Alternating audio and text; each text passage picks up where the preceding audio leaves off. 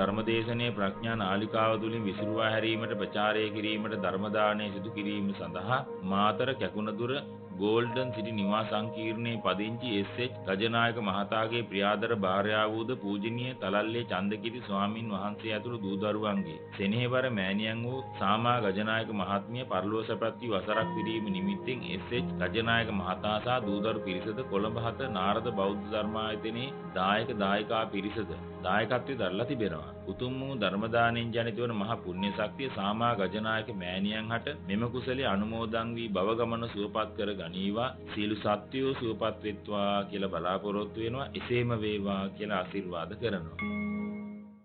සමන්ත චක්කවාලේසු අත්‍රා ගච්ඡන්තු දේවතා සද්ධම්මං මුනි රාජස්ස සුනන්තු සග්ග මොක්ඛදං ධම්මස්සවන කාලෝ අයං බදන්තා ධම්මස්සවන කාලෝ අයං බදන්තා ධම්මස්සවන කාලෝ අයං බදන්තා නමෝ තස්ස භගවතු අරහතෝ සම්මා සම්බුද්දස්ස නමෝ තස්ස භගවතු අරහතෝ සම්මා සම්බුද්දස්ස නමෝ තස්ස භගවතු අරහතෝ සම්මා සම්බුද්දස්ස ඉමේ සංකෝ බ්‍රාහ්මන පංචන්නං ඉන්ද්‍රියාණං නානා විෂයාණං නානා ගෝචරාණං න අඤ්ඤමඤ්ඤස්ස ගෝචර විෂයං පච්චනු බොන්තානං මනෝ පටිසරණං මනෝවතේසං ගෝචර විෂයං පච්චනු භූතිති. සද්ධා සම්පන්න කාරුණික පින්වත්නි, උතුම් ත්‍රිවිධ රත්නයේ කෙරෙහි ඊ타මත් ශ්‍රද්ධාවෙන් ගෞරවයෙන් යුක්තව ලෝතර බුදුරජාණන් වහන්සේ ලෝක සත්‍යා වෙත අප්‍රමාණ කරුණාවෙන් දේශනා කර වදාළ ධර්මය ශ්‍රවණී කිරීමට සූදානම් වී සිටින අවස්ථාව. භාග්‍යතුන් වහන්සේ වදාලා දානයන් අතුරින් උතුම් දානය ධර්ම දානී බව. පින්වතුන් ධර්මයේ ශ්‍රවණය කරලා තමන්ගේ ආධ්‍යාත්මික දියුණුව සලසා ගන්නවාසීම අනිකුත් ධර්ම ශ්‍රවණලාභී පින්වතුන්ට ශ්‍රවණය කිරීමට අවස්ථාව සලසලා දීලා ධර්ම දානමේ කුසලයක් මේ අවස්ථාවේදී සිදු කර ගනු ලබනවා.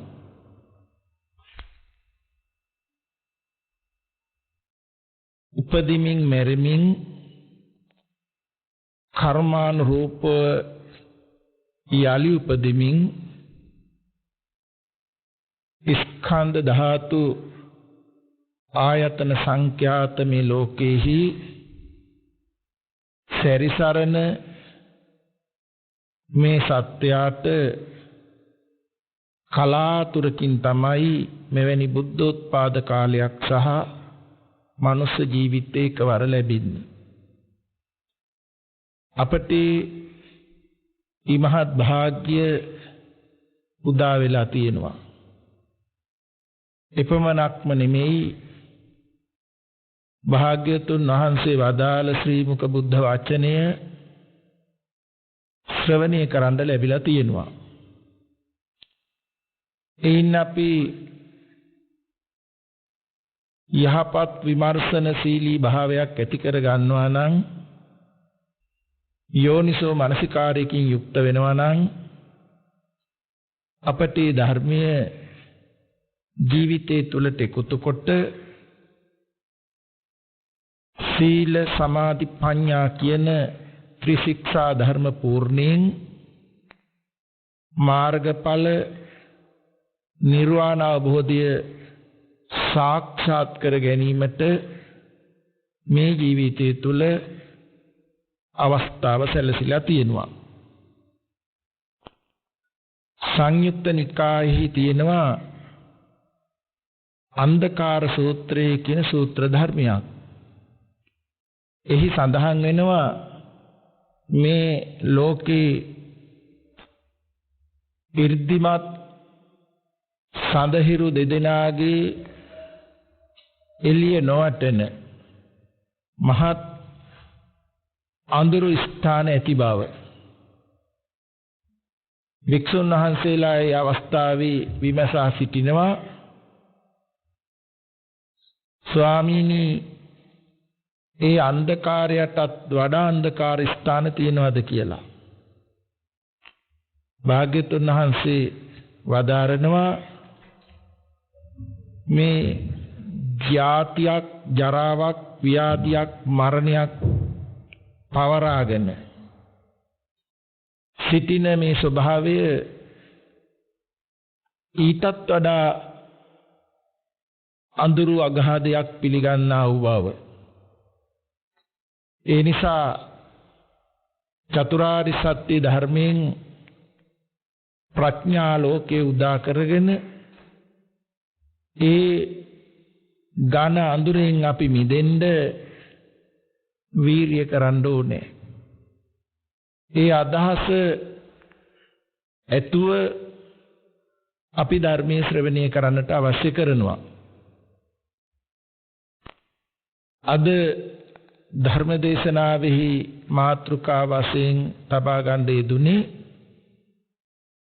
සූත්‍ර පිටකේ සංයුක්ත නිකායේ ඉන්ද්‍රිය සංයුක්තේ ජරා වග්ගේන උන්නාභ බ්‍රාහ්මණ සූත්‍රයේ කියන සූත්‍ර ධර්මයයි. මේ සූත්‍ර ධර්මය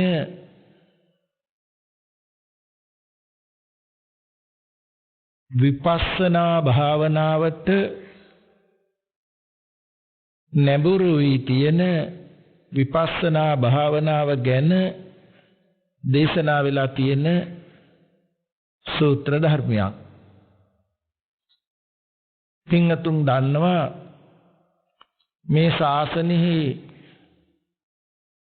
අනුපූර්ව ශික්ෂා ක්‍රමය පිළිවෙල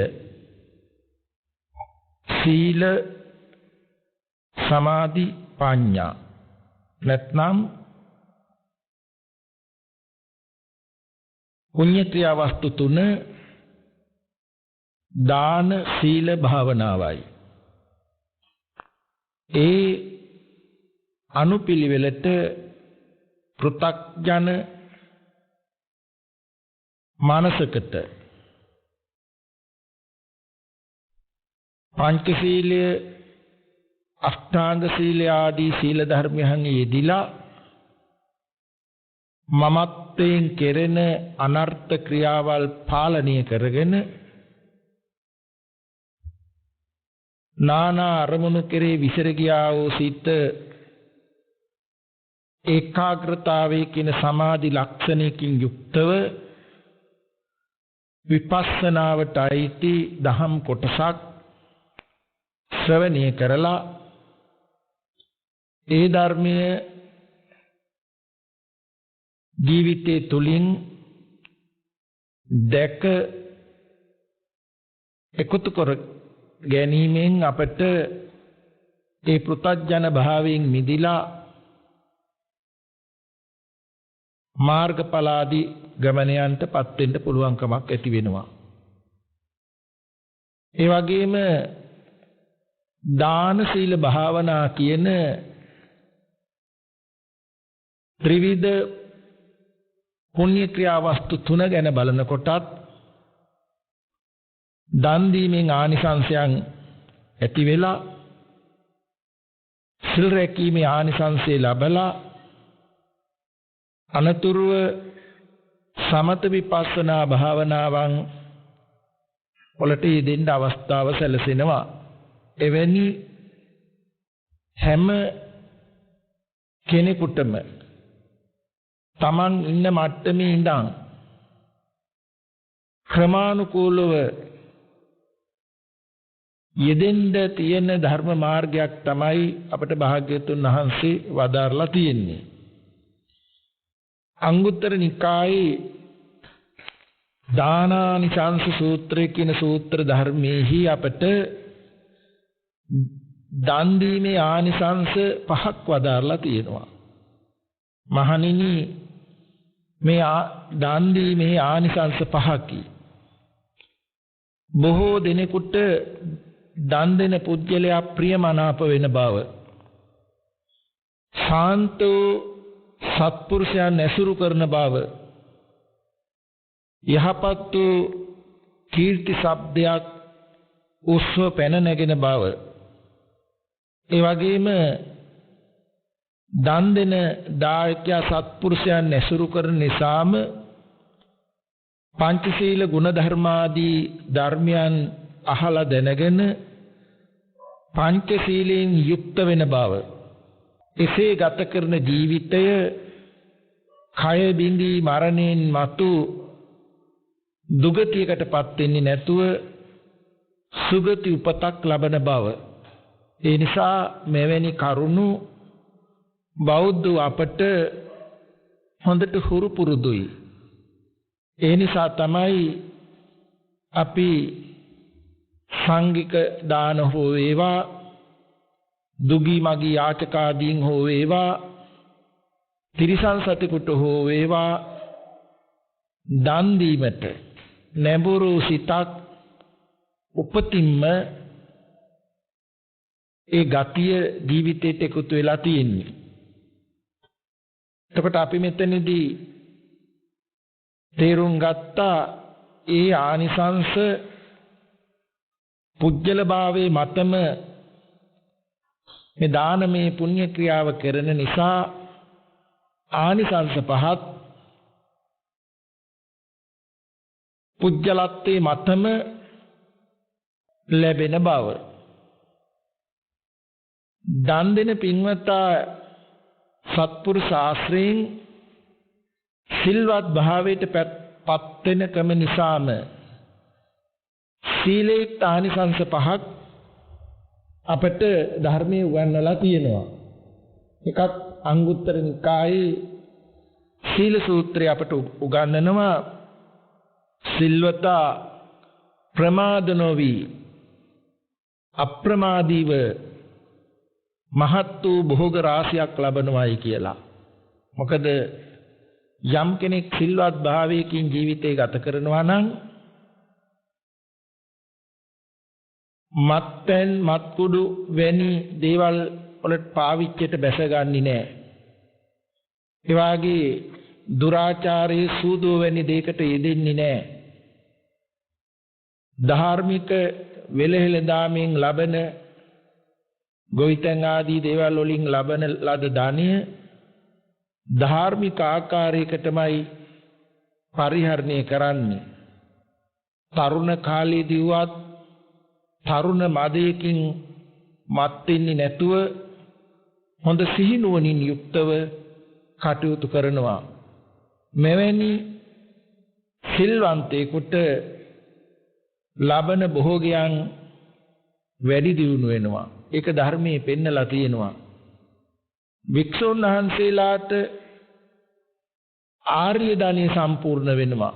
ශ්‍රද්ධා දානිය, සීල දානිය, හිරියොත්ප්පිය කියන්නේ පාවට බය, ලැජ්ජාව, ධර්මයේ ඇසුරු පිරුතෙන් ඇති බව, සුත දානිය, ත්‍යාග දානිය, ස්කන්ධයන් අත්හැරීමේ ගුණය, ඒ වගේම මේ සඳහා තියෙන ප්‍රඥාව වැඩි දියුණු වෙනවා.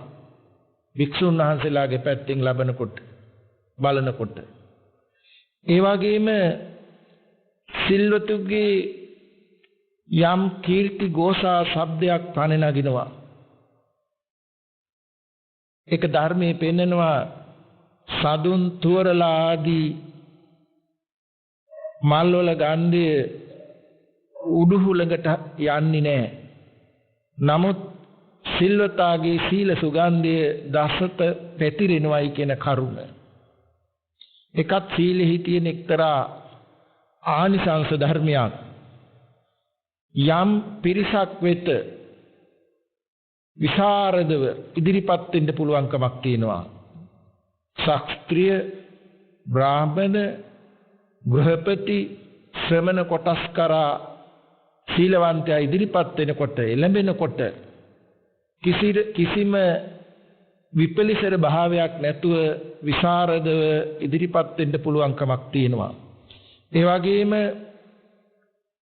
ජීවිත අවසානයේහි සිහි මුලා නොවි කාලක්‍රියා කරනවා. හොඳ සිහියෙන් යුක්තවම මරණය මෙයයි කියලා දැනගෙන මේ තමා ආයු ගෙවීම කියලා සිහිනුවණින් යුක්තවම මරණයට මුහුණ දෙන්න පුළුවන්කමක් තියෙනවා. කය බිඳී මරණයෙන් මතු දුගතියකට ඉපදෙන්නේ නැතුව සුගතිය උපදිනවා. එකත් සීලේ ආනිසංසයක්. ඒ නිසා ඒ දාන සීල දෙක ජීවිතේට එකතු නිසා තමයි අද අප දුගතියකට ඉපදෙන්නේ නැතුව මෙවැනි සුගතියක උප්පත්තියක් ලැබලා අර මුලින් කියපු දුර්ලභ කාරණා අපට මුණ ගැහෙන්න තරම් වාසනා ශක්තියක් උනේ. ඒ නිසා සමත විපස්සනා ප්‍රඥාව එන් දකින්න ධර්මතා දකින්න මුලින් යම් කෙනෙකුගේ ශක්තිය අඩුයි නම් මේ දාන සීල දෙකෙන් සුගතිය ආරක්ෂා කරගන්නට උනත් පුළුවන්කමක් තියෙනවා. අනතුරු අපිට පෙන්වන්නේ අපේ මේ ජීවිතය තුළ සමතේ කියන චිත්ත ඒකාග්‍රතාවය සහ විපස්සනාව කියන මේ තම අවටත් කියලා බෙදාගෙන සිටින ලෝකය අනිත්‍ය දුක්ඛ අනාත්ම වශයෙන් එවනම් චතුරාර්ය සත්‍ය ධර්මයේ වශයෙන් ස්කන්ධ ධාතු ආයතනයන්ට බෙදලා පැහැදිලි කරගත යුතු බවයි අපට අවසානයේ පෙන්නලා තියෙන්නේ. අන්නේ විපස්සනාවට පැහැදිලි කරන සූත්‍ර ධර්මයක් තමයි දේශනාවේ මාතෘකාව. මේ උන්නාබ බ්‍රාහ්මණ සූත්‍රය. මේ සූත්‍රයට උන්නාබ බ්‍රාහ්මණ සූත්‍රය කියලා කියන්නේ උන්නාබ කියන බමුණිත් ඇසූ ප්‍රශ්නයක් මුල් කරගෙන භාග්‍යතුන් වහන්සේ වදාළ සූත්‍ර ධර්මයක් නිසායි. මේ උන්නාබ කියන බ්‍රාහ්මණ තෙමේ භාග්‍යතුන් වහන්සේ වෙත පැමිණිලා භාග්‍යතුන් වහන්සේ සමග සතුටු විය යුතු සිහි කටයුතු කතාව නිමවලා එකත් පසක සිට භාග්‍යතුන් වහන්සේගේ මෙසේ විමසනවා. භවත් ගෞතමයිනි, මේ ඉන්ද්‍රිය පහක් වෙනවා. චක්කු ඉන්ද්‍රිය, සෝත ඉන්ද්‍රිය, ගාහන ඉන්ද්‍රිය, ජීවා ඉන්ද්‍රිය, කාය ඉන්ද්‍රිය, පංච ඉන්ද්‍රියෝයි කියන ඉන්ද්‍රිය පහක් වෙනවා. අපිට තේරෙන වචනින් කියනකොට ඇස, කන, දිව, නාසය, කය. මේ ඉන්ද්‍රිය පහ වෙන්වෙන් විෂයත් අහු වෙනවා. වෙන්වෙන් ගෝචරයත් අහු වෙනවා. එක් ඉන්ද්‍රියක් අනිත් ඉන්ද්‍රියාගේ අරමුණු විෂය නොවිදිනවා. කී අදහස මේ ප්‍රසාද චක්ෂුව නැතිනම් මේ ඇහි මැද පිහිටි කර්මයෙන් පිහිටලා තියෙන උපගතිය. මේ ප්‍රසාද චක්ෂුවට ගෝචර වෙන්නේ ඉදිරියෙන් ඇත්තා වර්ණයක් හෝ හැඩයක සටහනයි. හරියට මූණ බලන කණ්ණාඩියකට ආලෝකය ඇති විට ඉදිරියෙන් ඇති වස්තුවල ඡායාව වැටෙනවා වාගේ. මේ ප්‍රසාදයටත් ආලෝකයක් ඇති විට වර්ණ සටහනේ ඡායාව ග්‍රහණය වෙනවා. ඡායාවක් වෙනවා. ඒ චක්කු ප්‍රසාදයට ශබ්ද කම්පනයේ ගෝචර වෙන්නේ නැහැ. චක්කු ප්‍රසාදයේ සැකසීලා තියෙන්නේ වර්ණය හෝ සටහන ගෝචර වෙන විදිහටමයි. අන්න ඒ නිසා තමයි අර පෙන්වේ වෙන්වෙන් විෂය ඇත්තා වූත් වෙන්වෙන් ගෝචර ඇත්තා වූත් කියලා. සෝත ප්‍රසාදී කියන්නේ කම්බරේට ඒ කම්බරේ කර්මන්නේ ගතියක් තියෙනවා ක්‍රියා ගතිය ඇතිව නැති වෙන ශබ්ද කම්පනය මේ අවකාශයේ පසුබිම් කොට කම්බරේ හැපෙනකොට ඒ කම්බරේ කම්පණය වෙනවා. කොට ඒ සෝත ප්‍රසාදය සැකසීලා තියෙන හැටි. ඒකට ශබ්ද කම්පනය ගෝචර වෙනවා විනා වර්ණ වූ සටහන ගෝචර වෙන්නේ නැහැ. නාසය ප්‍රසාදයට වායෝ ධාතුව උදව් කරගෙන ගන්ධ කලාප තැවරෙනවා. ඒ නාසය ප්‍රසාදයට ගන්ධය ගෝචර වෙන විදිහයි.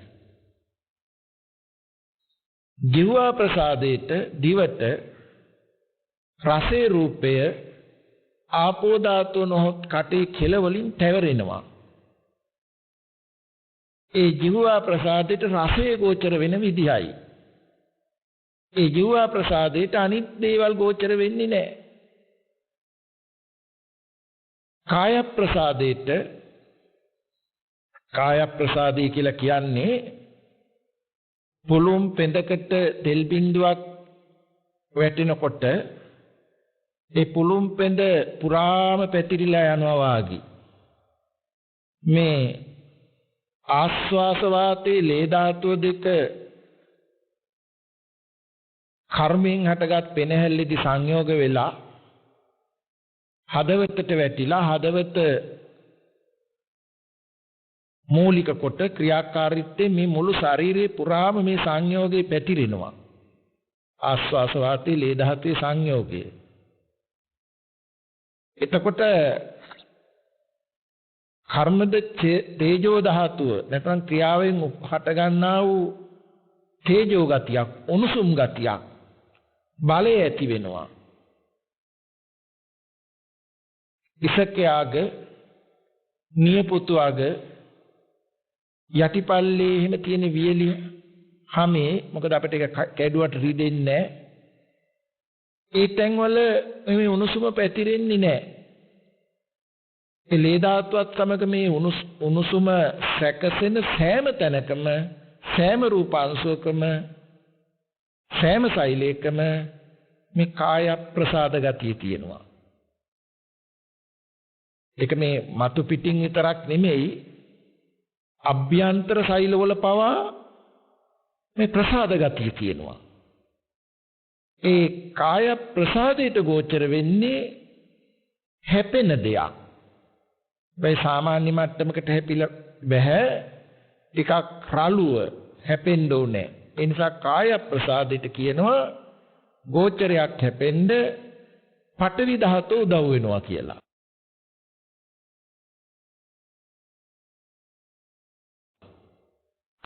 ඒ නිසා දැන් අපට වචනේ තේරුණා වෙන්වෙන් විෂය ඇත්තා වූ වෙන්වෙන් ගෝචර ඇත්තා වූ එක් ඉන්ද්‍රියක් අනෙක් ඉන්ද්‍රියකගේ අරමුණු රසේ නොවිදි.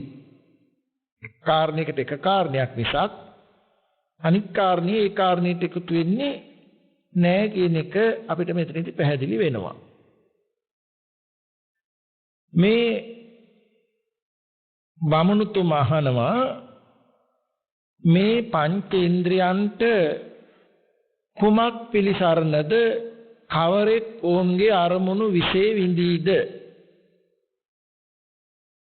භාග්‍යවතුන් වහන්සේ වදාරනවා ඉමේ සංකෝ බ්‍රාහ්මණ පංචන්නං ඉන්ද්‍රියාණං නානා විෂයාණං නානා ගෝචරාණං න අඤ්ඤමඤ්ඤස්ස ගෝචර විෂයං පච්චනු බොන්තානං මනෝපටිසරණ බ්‍රාහ්මණය wen විෂය ඇති wen ගෝචර ඇති ඔවුන්ගේ අරමුණු විෂය නොවිඳින මේ පංච ඉන්ද්‍රයන්ට සිත පිළිසරණයි කියලා. සිත පිළිසරණයි කියන තැන සිත පිහිට වෙනවා වාගේ ස්වභාවයක් නේ අපිට පේන්නේ. ඒ මොකද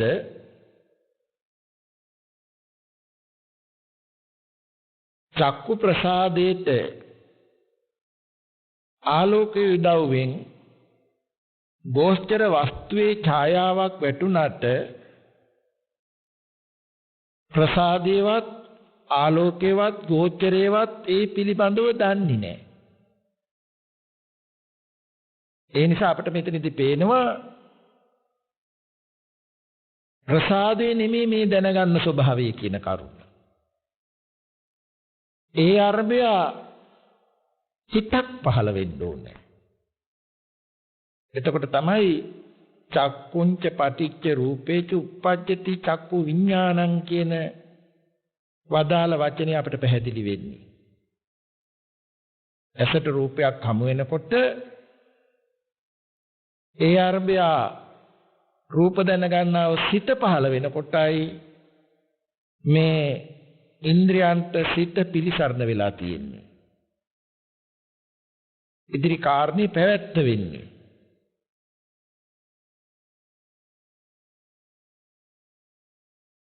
සෝත ප්‍රසාදයට කම්බරේට අවකාශය උදව්වෙන් ශබ්ද කම්පන හැපෙනවා. කම්පනයේ ස්වභාවයත් ඇතිව නැතිවීමමයි. සෝත ප්‍රසාදයේ ස්වභාවයත් ඇතිව නැතිවීමමයි.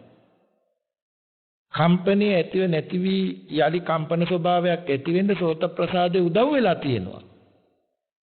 නමුත් එහෙම වුණාට ඒක ශබ්ද රූපේ විනා ශබ්ද දැන ගැනීම නෙමෙයි. ඒ කම්පණය වෙනකොට ඊට අනුරූප සිහිවීමක් වෙලා ශබ්ද දැනගන්නා වූ සිතක් පහළ වෙන්න ඕනේ. ඒකට තමයි සෝත විඥානයි කියන්නේ. එතකොට පේනවා ඒ සෝත ඉන්ද්‍රියට සිත පිළිසරණ වෙන හැටි. නාසයේ ප්‍රසාදයට ගන්ධ රූපේ තැවරුණාට මේ නාසයේ ප්‍රසාදයට ගන්ධ සුවඳ දැන ගැනීමක් නැහැ. ඒ නාසයේ ප්‍රසාදයට ගන්ධය දැනෙනකොට ඒ ප්‍රසාදේ යම් වෙනසක් වෙනවා. එක එක ගන්ධ රූපයගේ ස්වභාවයට දී ධාතු නානත්වයට විවිධත්වයට ප්‍රසාද රූපේ වෙනසක් වෙනවා. නමුත් නාසයේ ගඳ සුවඳ දැනගන්නවා නෙමෙයි. ඒ වෙනස ආරම්භය සිහිවීමක් වෙලා ගාහන විඥානේ නැතිනම් ගඳ සුවඳ දැනගන්නා සිතක් පහළ වෙනවා. ඒක තමයි අර ඉන්ද්‍රියන් ගේ අරමුණු ඒ හමු වෙන රසය විඳගන්න මේ සිත පිළිසරණ වෙනවා.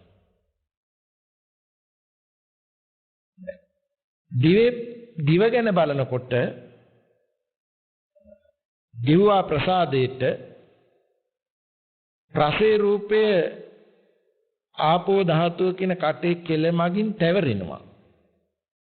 එහෙම තැවරුණාට රසය පිළිබඳව දැනගැනිල්ලක් ඇති වුණා නෙමෙයි.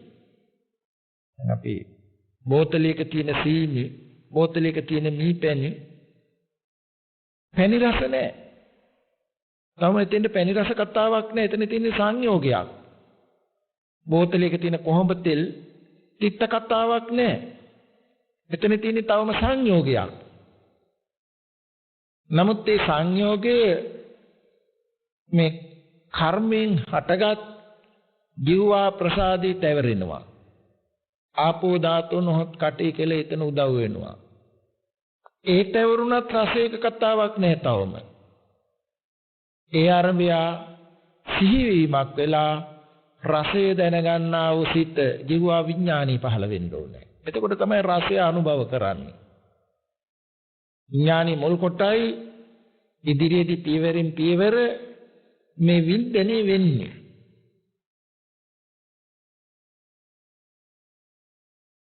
කාය ප්‍රසාදයට අපි අර මුලදී කාය ප්‍රසාදය ගැන පැහැදිලි කරුවා උණුසුම තියෙන හැම තැනකම ප්‍රසාද ශක්තිය තියෙනවා කියලා.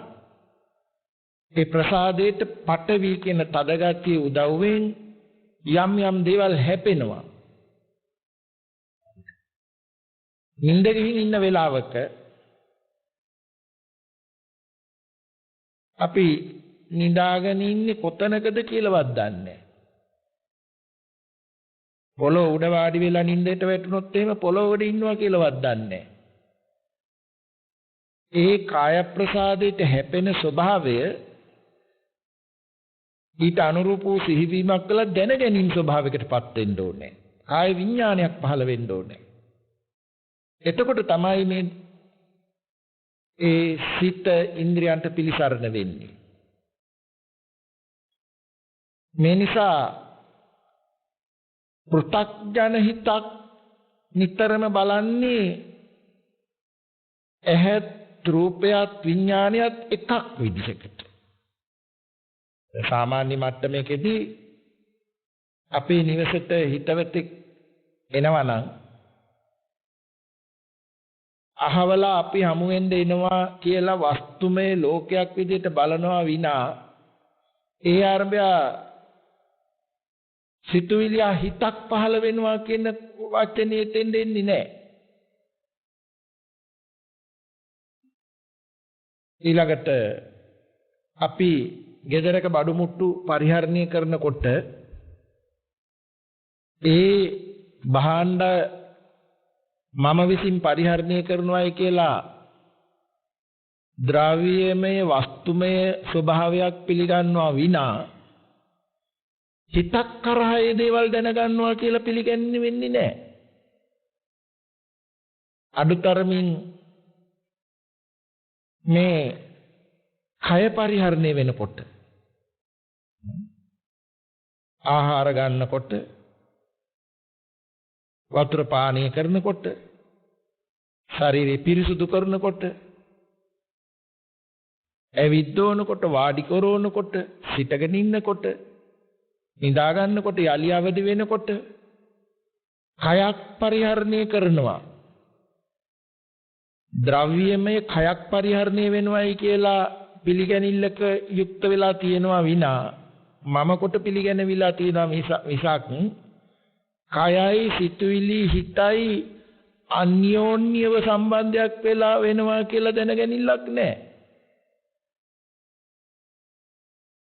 ඒක තමයි උහුදුන් ස්වභාවය. ඒ නිසා තමයි අපි ගැඹුරු කල්පනාවකට වැටෙනකොටත් නින්දකට වැටෙනකොටත් මනෝද්වාරي මුල් වෙලා සියයට නැගෙන අරමුණු මනෝවිඥාණයෙන් පවා දැනගන්නේ මම හිතපු අතීතයක් කියලා නිට්ටියක් එකතු කරගෙනයි. එතන සිතුවිලි හිත කොයිතරම් වස්තුමය ස්වභාවයකට පිළිගන්න වෙනවද? එකින් එකට කල්පනා කරගෙන යනකොට මගේ අනාගතයේ කියලා නූපන් අනාගතයකට හිතපත් වෙනවා වස්තුමය ස්වභාවයක් පිළි අරගෙන. අනාගත සතුට හෝ බය උපද්දවනවා. මං ඉන්න වර්තමානයේ කියලා පිළිගන්නවා මනෝද්වාරිකව. මේ විදිහට මේ සිත තමයි අරමුණු රසය විඳගන්නේ. ඒ නිසා භාග්‍යවතුන් වහන්සේ වදාලා මනෝව තේසං ගෝචර විෂයං පච්චනුභෝතිති. මේ සිතම ඔවුන්ගේ අරමුණු රසය ගනී කියන වචනේ. ඒ නිසා අපි මේ දහම් කොටස හොඳට තේරුම් ගන්න ඕන කරනවා. මේ ප්‍රසාද තත්ත්ව එකක්, හමු වෙන දේ එකක්. ඒ ප්‍රසාදයක් ගෝචරයක් නිසා විඥානේ හට ගැනීමේ ස්වභාවය. එතනින් ආරම්භ කරන්න ඕනේ අපි දහම් පෙළ. එතකොට තමයි අපට පියවරෙන් පියවර මේ දහම් පෙළ අපිට තේරුම් ගන්න පුළුවන්කමක් ඇති වෙන්නේ. මොකද්ද මේ විදර්ශනා ඥානය කියනකොට විශේෂ දැකීමට මුල් වෙනවා සම්මර්ෂණ ඥානය. නුවණින් යුක්තව භාග්‍යවතුන් වහන්සේ වදාළ ධර්මයේ සම්මර්ෂණය කිරීම. මෙනෙහි කිරීම. මෙනෙහි කිරීම අපට හුඟක් උපකාරයි. උද්‍යව්‍ය ඥානාදී විපස්සනා ඥානයන් නමේ ඇති වෙන්නේ. සම්මර්ෂණ ඥානෙ උපකාර වෙනවා. උද්‍යව්‍ය ඥානෙ, භංග ඥානෙ, බයතුපත්ඨාන ඥානෙ, ආදීනව ඥානෙ, මුඤ්ඤතු කම්මිතා ඥානෙ, පටිසංකාර ඥානෙ, නිබ්බිදා ඥානෙ, සංඛාරුපේක්ඛා ඥානෙ, අනුලෝම ඥානෙ, ගෝත්‍ර භූ ඥානෙ, පෘථග්ජන ගෝත්‍රය අහෝසි කොට ආර්ය ගෝත්‍රයට පමුණවන ඥානෙ, මාර්ගඵල මේ ක්‍රමය සිද්ධ වෙන්න සම්මර්ෂණ ඥානයකින් ආරම්භ කරන්න ඕනේ. ඒ නිසා තමයි කල්යාණ මිත්‍ර ආශ්‍රයෙන් සද්ධර්මයේ ශ්‍රවණය කරලා ඊට අනුරූප යෝනිසෝ මනසිකාරයක් පවත්තන්නේ. මෙනෙහි කරවන්නේ. එවිටයි ධර්මානුධර්ම ප්‍රතිපත්ති ක්‍රමයෙන් අවසානයේ පංච ద్వාරයට යොමු නොවි මනෝද්වාරිකව මේ ධර්ම මාර්ගයේ යෙදිලා පෘථග්ජන ගෝත්‍රය අහෝසි කොට ආර්ය ගෝත්‍රයට පමුණවනු ලබන්නේ. ඒ නිසා ධර්මයේ හොඳින් අහලා හොඳින් සම්මර්ෂණය වෙන්න ඕනේ. මේ මජ්ක්‍ධිම නිකායේ මහා වේදල්ල සූත්‍රයේහි මේ මහා කොට්ටිත තෙරුන් වහන්සේ සහ සාරිපුත්ත තෙරුන් වහන්සේ අතර සාකච්ඡාවක් දැක්වෙනවා මේ පංච ඉන්ද්‍රියෝ ගැන. අර උන්හාබ බ්‍රාහ්මණ සූත්‍රයේ තිබුණු කොටස ගැනම මේ තෙරුන් වහන්සේලා දෙනම කළ සාකච්ඡාවක් දැක්වෙනවා. අපි වඩාත් පැහැදිලි වීම පිණිස ඒ සාකච්ඡාවත් මෙතෙන් එකතු කරලා බලමු.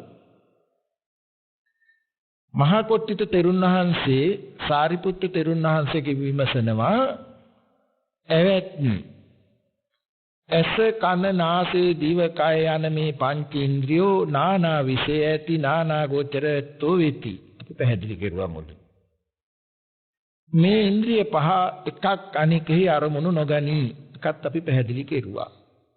මේ ඉන්ද්‍රියන්ට පිළිසරණ කුමක්ද? සූත්‍රෙත් මේ විදිහටම තියෙනවා. සාරිපුත්ත තෙරුන් වහන්සේ වදාරනවා මනෝපටිසරණ. මේ පංච ඉන්ද්‍රියන්ට පිළිසරණ මනසයි. ඒක පංචද්වාරික හෝ වෙන්න පුළුවන්, මනෝද්වාරික හෝ වෙන්න පුළුවන්. ඇස කන දිව නාසය ශරීරය කියන පංච ద్వාරයට රූප ශබ්ද ගන්ධ රස පොට්ටබ්බ ගැටිලා විඥානේ පහළ වෙන්නත් පුළුවන්. ඒකයි අර පංච ద్వාරිකව පිළිසරණ වෙනවා කියන්නේ. එහෙම නැත්නම් මනස මුල් කොට සිහියට නැගෙන අරමුණ මනෝ විඥාණයෙන් දැනගන්න පුළුවන්. ඒතකොට මනෝ ద్వාරිකව පිළිසරණ වෙනවා. මනස ඕන්ගේ ගෝචර විශේෂණි. අර ගෝචරයාගේ ස්වභාවය මනස ගන්නවයි කියලා කියනවා. දැන් මෙතන ඉස්සෙල්ලා අපි කියවනේ විඥානීය කියන වචනේ. දැන් අපි කිව්වේ මානස කියන වචනේ. ඒ සංයුක්ත නිකායේ අස්සතුවාන්ත සූත්‍රයේහි මේ මානස විඥානය සිත කියන මේ වචන තුන එකක් අනිකට යොදන පర్యాయ වචන විදිහට පෙන්ලා තියෙනවා. ඇතැම් අවස්ථාවක මානස සිත විඥානය කියන වචන තුන විවිධත්වයකින් බෙදලා පෙන්වලා තියෙනවා. ඇතැම් සූත්‍ර ධර්මවල එකක් අනිකට යොදන පర్యాయ වචන විදිහට වදාලා තියෙනවා. ඒ නිසා අපි මෙතනදී පర్యాయ වචනයක් විදිහට අපි මෙතන මනස පිලිසරණයි කියන වචනේ අර මුලින් තෝරාගත්තා වාගේ තේරුම් ගමු මේ මොහොතට. ඊළඟට කොට්ටිත තෙරුන් වහන්සේ විමසනවා එවත්නි ඇස කන නාසය දිවකය යන මේ පංචේන්ද්‍රිය කුමක් නිසා සිටිද්ද? සාරිපුත්ත තෙරුන් වහන්සේ වදාරනවා එවත්නි මේ පංචේන්ද්‍රිය පස් දෙන ආයු නිසා සිටී. ආයුෂ කුමක් නිසා සිටීද? ආයුෂ උණුසුම නිසා සිටී. උණුසුම කුමක් නිසා සිටීද? උණුසුම ආයුෂ නිසා සිටී. අපි තේරුම් ගමු.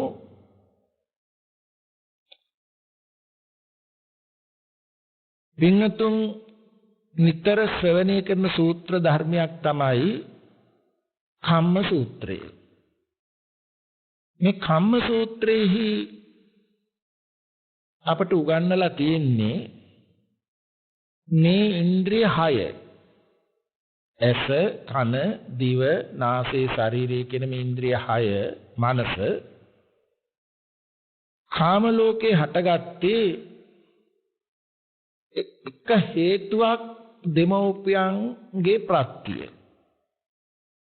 ඒ පැත්ත පඨවි ආපෝ තේජෝ වායෝ කියන රූප ධර්මයේ පැත්ත.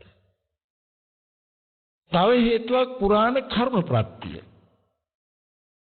පුරාණ කර්ම ප්‍රත්‍ය කියන්නේ ජීවිතයක් අතහැරෙනකොට නැවත බලන්න අහන්න විඳින්න මෙනෙහි කරන්න තියෙන ගතිය අවසන් වුණේ නැහැ. ඒක නිමා වුණේ නැහැ. ඒකට කියනවා කර්ම භවය කියන වචනේ. කර්ම භවය. නැවත පවත්තන්න ඕනේ හේතුව. ඒ නිසා කාම ලෝකේ රූප ධර්මයක් දෙමෝපිය ප්‍රත්‍යයෙන් භව ගතියක් ඒ පිළිබඳව නොදක්නා අවිද්‍යාවත් තෘෂ්ණාවත් කියන මේ ධර්මතාවයන් එක්ව තමයි භවපච්චා ජාති කියන උපතක් උනේ. ඒ හේතුඵල ධර්මයක්. රූප ධර්මයක් භව ගතියක් කියන්නේ කර්මය භවය අවිද්‍යා තෘෂ්ණා එක්ව හට ගැනීමක් වුණා. මේ හට ගන්නකොටම ස්කන්ධ පංචකේ මේ හටගත්තේ. රූප වේදනා සංඥා සංකාර විඥාන කියන ස්කන්ධ පංචකේ හටගත්තේ කන්ධානම් පාතු භාවෝ ආයතනානම් පටිලාභෝ කියන්නේ එතන ඇස කන දිව නාසය ශරීරයේ මනසට මූල ධර්මයේ පිහිටියා.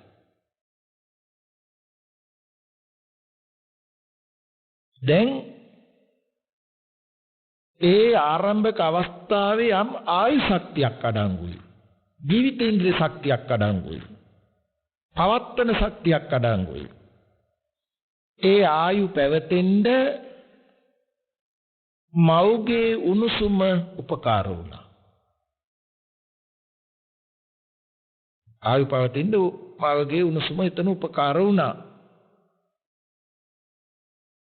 ඒ උණුසුම ඊතාසියුම් රූපේට ආකර්ෂණය වෙන්න ඒ පැවැත්ම ආයු ශක්තිය උපකාර වුණා. දැන් එහෙම සම්බන්ධයක් වෙනකොට ඇසට කනට දිවට නාසයට ශරීරයට වස්තු රූපයට අදාළ රූපාංශු තීරු වැඩුණා.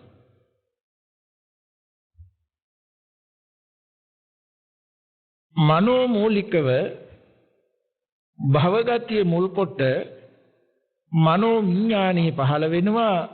මනෝ විඥාණයට වේදනා සංඥා සංකාර කියන සිතුවිලි බඳුන් වෙනවා. මේ ජීවිතයේ තුල තවම භාවිතා වීමක් වෙලා නැතිකම නිසා ඒ කර්ම භවයේ හේතු කරගෙනයි මේ උපත නොහොත් උප්පත්ති භවයේ උනේ. උපත උණු තැන පටන්ම ඒ පුරාණ කර්ම ශක්තියට අනුව මෙතන සිතුවිලි හිත් පහළ වෙනවා. රූපේ මවට සම්බන්ධකම නිසා දිර දිර යන රූපාංශු වෙනුවට අලුතින් රූපාංශු හැදෙනවා. එතන තේරුම් ගන්න අර ආයුෂේ නිසා උණුසුම නිසා ආයු ශක්තිය පැවතෙන හැටි. ඇතැම් විටක එසාදී ඉන්ද්‍රියන් හැදෙනකොට කන දිව ශබ්දයට ප්‍රතිචාර දක්වනවා මව කුසේදීමත්.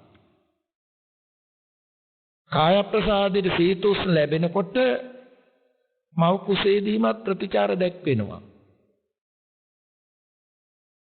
නමුත් සෝත විඥාන කාය විඥාන ආදී දේවල් වලට නෙමෙයි වඩා නැඹුරු මනෝ විඥාන අවස්ථාවටයි. ඒ විදිහට සැකසෙනවා හැදෙනවා. ඒ ධර්මයේ අවිද්‍යා පත්‍ය සංඛාරා සංඛාර පත්‍ය විඥානං විඥාන පත්‍ය නාම රූපං නාම රූප පත්‍ය සලආයතනං ඒ ප්‍රත්‍යක්‍රමයෙන් පැහැදිලි කරලා තියෙනවා.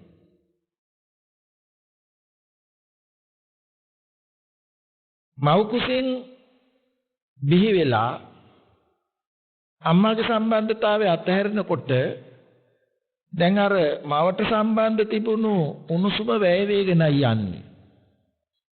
වැය වේගෙන ගියොත් ආයු සිඳෙනවා. ආයු පවතින විදියක් නැහැ උණුසුම වැය වුණා. ඒ නිසා ප්‍රධාන කාරණේ තමයි ඇතුළත කිලුට වාතය පිට වෙනකොට ප්‍රස්වාස වෙනකොට ආස්වාස වාතය ඇතුල් වීම. ඒක ප්‍රධානයි. ඒත් ආරම්භයේම ආස්වාස වාතය ඇතුල් වෙනවා. මව් කුසේ ඉඳන්ම සැකසුණු ලේ ධාතුවේ අතිසූක්ෂම තත්ත්වය මේ ආස්වාස වාතයත් සමග පෙනහැල්ලේදී සංයෝග වෙලා හදවතට වැටිලා හදවතේ ක්‍රියාකාරීත්වය මුළු ශරීරේ පුරා පැතිරෙන බව මම මුලිනුත් මතක් කළා. නාල අනුනාල කේශනාල ඔස්සේ මේ කර්මයෙන් හටගත්තු ස්වභාවය ඒ විදිහටම ක්‍රියා වෙන්න තමයි සැකසීලා තියෙන්නේ. ඒ නිසා මේ උණුසුම ලැබෙනකොට අර ආයු ගෙවිලා සීතල වෙන්න යන ගතිය වැළකෙනවා.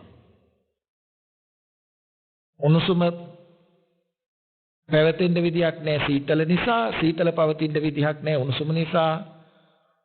අලුත් වායෝ ධාතුවක් ඇති වෙනවා. ඒ වායෝ ධාතුවේ ක්‍රියාවට බඳුන් වෙලා තියෙන්නේ පඨවි ආපෝ තේජෝ තුනයි. මොකද පඨවි ආපෝ තේජෝ වායෝ කියන හතර අවිනිර්භෝගික ධර්ම. එකකින් එකක් වෙන් කළ නොහැකි ධර්ම. මේ නිසා මේ ඇස කන දිව නාසය ශරීරය වස්තු රූපය මලානික භාවයට යන්නේ නැතුව අලුත් වෙනවා. සීතල වෙන්නේ නැතුව මොනසුම එකතු වෙලා වායු ධාතුවෙන් ක්‍රියා වෙලා අලුත් කරවෙනවා. මේ නිසා තමයි මේ ප්‍රසාදයන්ගේ ජීවී භාවය ඉදිරියට පැවැත්වීගෙන එන්නේ. එතනම අපි මේ මොහොත ගැන බැලුවොත් දැන් මේ ගත වෙන මොහොත ගැන බැලුවොත් එදානම් සරල ආහාරයකින් පටන් ගත්තේ කිරිපෝලනේ. අද නම් රළු ආහාර ලැබෙනවානේ මේක පැවැත්මට.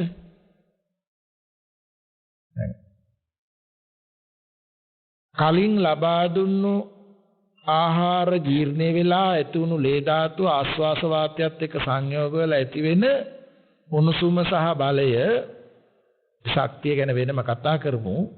ඒ උණුසුම ශක්තිය කියන වචනේ නැහැ, ධාතුව කියන වචනේ මෙතෙන් යොදන්න ඕනේ.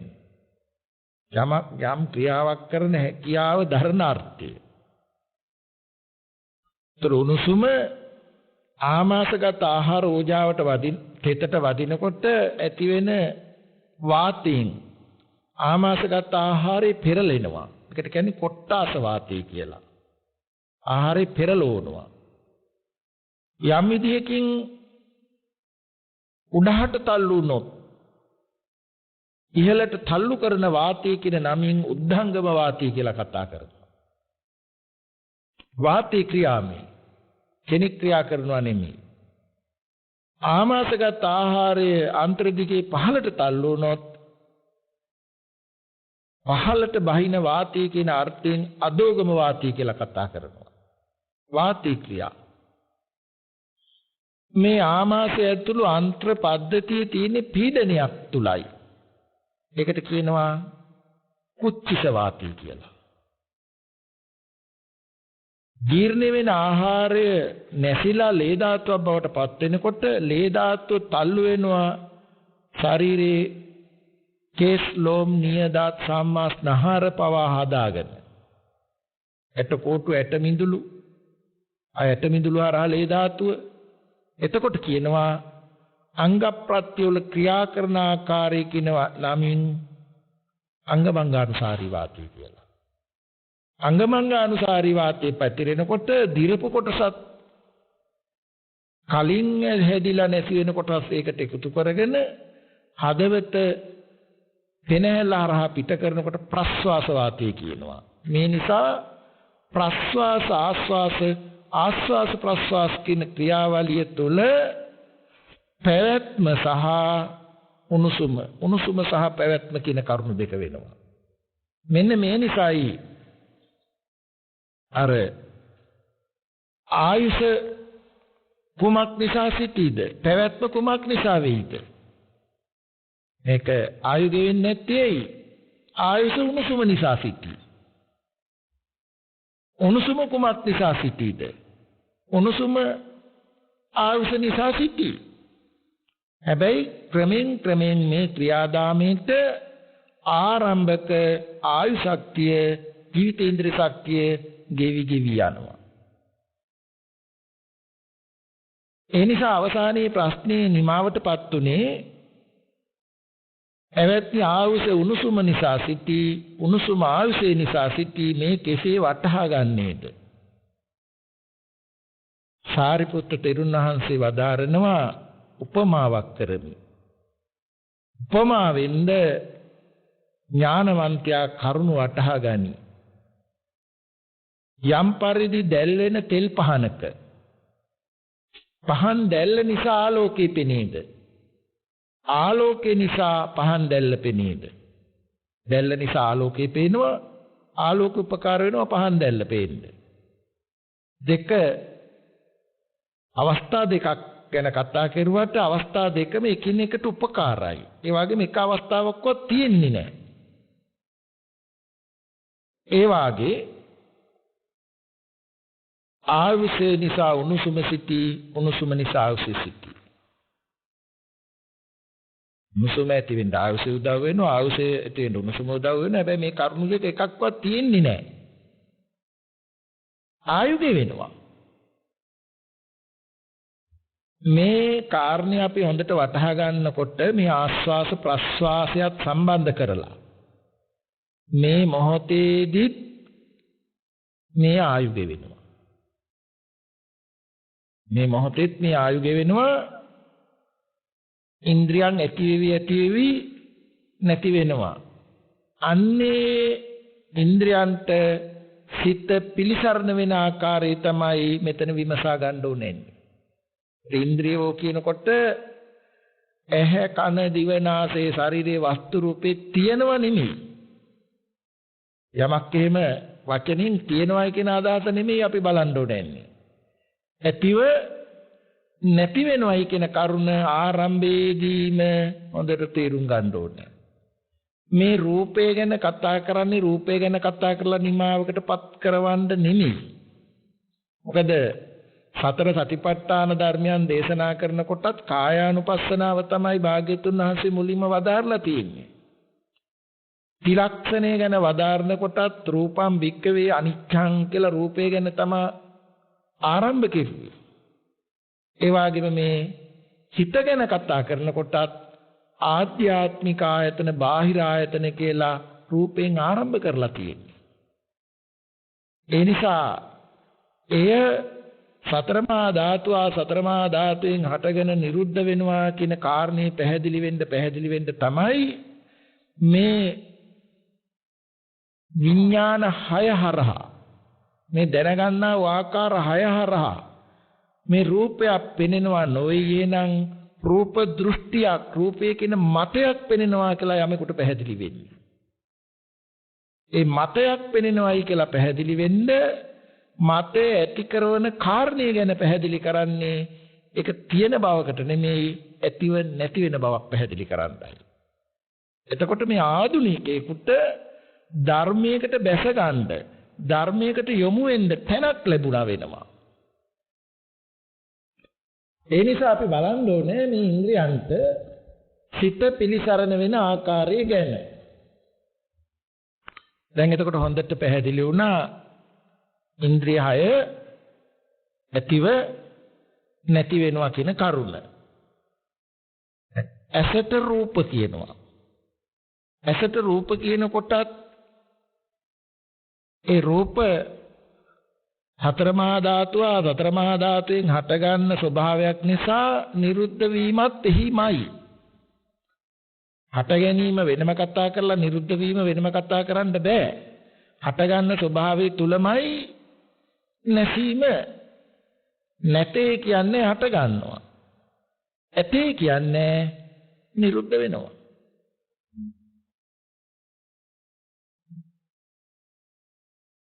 දැන් ශබ්ද කම්පනත් යම් හේතුවක් එකනකොට හට ගන්නවා. නැතේ කියන්නේ ඇතේ කියන්නේ නෑ හට ගන්න ස්වභාවය තුලමයි නැසීම. ඒ නිසා මේ රූප, ශබ්ද, ගන්ධ, රස, පොට්ටබ්බ කියන මේ කාරණාවලට වෙලාවක් දීලා කතා කරන්න බෑ. ඒවට අතීතයක් දීලා කතා කරන්න බෑ. ඒවා අනාගතයකට යන්නේ නෑ. වර්තමානයේ පච්චුප්පන්න ප්‍රත්‍යයෙන් හටගන්න හේතු නිසා හටගන්න ස්වභාවය නිරුද්ධ වීමක් වෙන්නේ. ඒ විදිහට තෝරා ගන්න ඕනේ මේ ගෝචර රූප කියන කරුණ. නොපිහිට නොපවතින ඉන්ද්‍රියන්ට තමයි නොපිහිටන නොපවතින ගෝචර කරුණු හමු වෙන්නේ. ඒ නිසා අසත් රූපයක් නිසා චක්කු විඥානයක් උපදිනවා, විවිධත්වයක් උපදිනවා. මොකද විවිධත්වයක් ඇති වෙන්න තමයි හටගෙන තියෙන්නේ. කනත් ශබ්දයක් නිසා ශබ්ද දැනගන්නව සිත ඇති වෙනවා. නාසයත් ගන්ධයක් නිසා ගන්ධ දැනගන්නව සිත ඇති වෙනවා. දිවත් රසයක් නිසා රස දැනගන්නව සිත ඇති වෙනවා. කයත් පොට්ටබ්බයක් නිසා පොට්ටබ්බ දැනගන්නව සිත ඇති වෙනවා. මනසත් අරමුණක් නිසා අරමුණු දැනගන්නව සිත ඇති වෙනවා. මේ ප්‍රත්‍ය ක්‍රමයට ඒක අපට මජ්ක්‍ධිම නිකායේ මහා තණ්හා සංකේ සූත්‍රය අපට පැහැදිලි කරලා තියෙනවා. මහණෙනි යම් යම් ප්‍රත්‍ය නිසා ගිනි දිලේද ඒ ගිනි ඒ ප්‍රත්‍ය නාමයෙන් ඒ ගණිතයයි. ගින්න එකයි උනට ගින්න ඇති වෙන ක්‍රම වෙනස්. විඥානී කියන දැන ගැනීම පොදු වාට විඥානී කියන දැන ගැනීම ඇති වෙන ක්‍රමේ වෙනස්. ඒක අපිට පෙන්නනවා මහණෙනි යම් ප්‍රත්‍ය නිසා ගිනි දිලේද ඒ ගිනි ඒ ප්‍රත්‍යංගේ නාමයෙන් ඒ ගණිතී. කාස්තේ නිසා ඇති වෙන ගින්න කාෂ්ඨාග්නිය වේ. ලී කැබිලි නිසා ඇතිවෙන ගින්න සකලිකාග්නිය වේ. තන තෘණ නිසා ඇතිවෙන ගින්න තෘණාග්නිය වේ. ගොම නිසා ඇතිවෙන ගින්න ගෝමයාග්නිය වේ. තුස කියන්නේ දහයියා. දහයියා නිසා ඇතිවෙන ගින්න තුසාග්නිය වේ. සංඛාර කියන්නේ කසල වලට. කසල නිසා ඇතිවෙන ගින්න සංකාරාග්නිය වේ. මෙන්න මේ විදිහට ගින්න පොදු වුණාට ඒ ගින්න ඇති වෙන ක්‍රමයේ දිහා බලලා ආකාර හයක් කතා කරනවා වාගේ විඥානයේ පොදු වුණාට විඥානයේ පහළුණු ආකාර දිහා බලලායි මේ විඥාන හයක් කතා කරන්නේ. ඇසද රූපයන්ද නිසා පහළ වෙන විඥානේ චක්කු විඥානය යන ගණේට යනවා. කනට ශබ්දේද නිසා පහළ වෙන විඥානේ සෝත විඥානය යන ගණේට යනවා.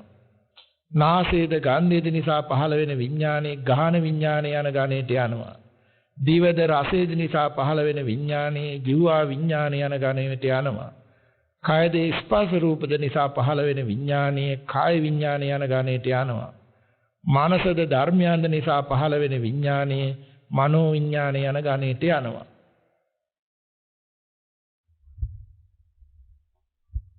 මේ අනුව උතර අපිට පැහැදිලි වෙන් විෂය ඇති වෙන් ගෝචර ඇති ඔවුනොවුන්ගේ ඒ කියන්නේ මාරු වෙලා ඔවුනොවුන්ගේ අරමුණු රසේ නොවිඳින මේ පංචේන්ද්‍රයන්ට සිත පිළිසරණයි සිත මොවුන්ගේ අරමුණු රසේ විඳී කියන කරුණ. ඊළඟට මේ දෙවෙනි ප්‍රශ්නය මේ උන්නාබ බ්‍රාහ්මණතුමා අහනවා මනස්ස පනබෝ ගෝතම කිං පටිසරණන්ති භවත් ගෞතමේනි මේ සිතට කුමක් පිළිසරණද? හොඳට තේරුම් ගන්න අර ඉන්ද්‍රයන්ට සිත පිළිසරණයි කියන කරුණ අපි පැහැදිලි කෙරුවා. ඊළඟට අහනවා සිතට කුමක්ද පිළිසරණ? භාග්‍යතුන් වහන්සේ වදාරනවා මනස්ස කෝ බ්‍රාහ්මණ සතිපටි සරණන්ති. බමුණ සිතට සිහිය පිළිසරණයි. හොඳයි සිතට සිහිය පිළිසරණ නොවුනොත් මොකද වෙන්නේ කියලා බලන්න. දැන් අසත් රූපයත් නිසා රූප දැන ගන්නා හිතක් ඇති වෙනවා. චක්කුංච පටිච්ච රූපේච උප්පත්තිති චක්කු විඥානං තින්නම් සංගති පස්සෝ මේ තිදෙනාගේ එකතු ස්පර්ශයයි. හයට මෙහෙම බලාගමු. එතකොට දැන් චක්කු ප්‍රසාදයයි ගෝචරයයි හටගෙන නිරුද්ධ වූාට ඒ බවක් සිහි නුවණක් නැත්නම් ඒ පිළිවෙල කරුණු තේරිලා නැත්නම් පෙර මුලදී කියවනේ බලන දේ වස්තු කොටයි විඥානය දැනගන්නේ කියලා. ඒ මොකද බොහෝ කාලයක් බලන්නෙක් ඉන්නවා බලන්න දෙයක් තියෙනවායි කියලා තමයි මේ සිත භාවිතා වෙලා තියෙන්නේ. භාවිතා වෙලා තියෙන ආකාරයටම තමයි අවස්ථානුකූලව සිහියට නැගෙන්නේ. ඒ සිහියට නැගෙන ආකාරයෙම තමයි දැනගන්නේ. තින්නම් සංගති පස්සෝ කියන වචනේ අර ප්‍රසාදයට ගෝචරයේ ගැටලා විඥානීය පහළ වෙන තැන අපිට පැහැදිලි වෙන්න ඕනේ. තින්නම් සංගති පස්සෝ ප්‍රසාදයේ ගෝචරයේ අනිත්‍ය කෙනෙක් නොවන ධර්ම පෙනීමයි පෙනෙන කාරණේ විඥානීය තුලම වරදවා දැනගන්න හැටි පැහැදිලි වෙන්නත් ඕනේ. දෙපැත්තම. පස්සපච්ච වේදනා. එතකොට වින්දනයකුත් තියෙනවා විඳින්නෙකුත් ඉන්නවා.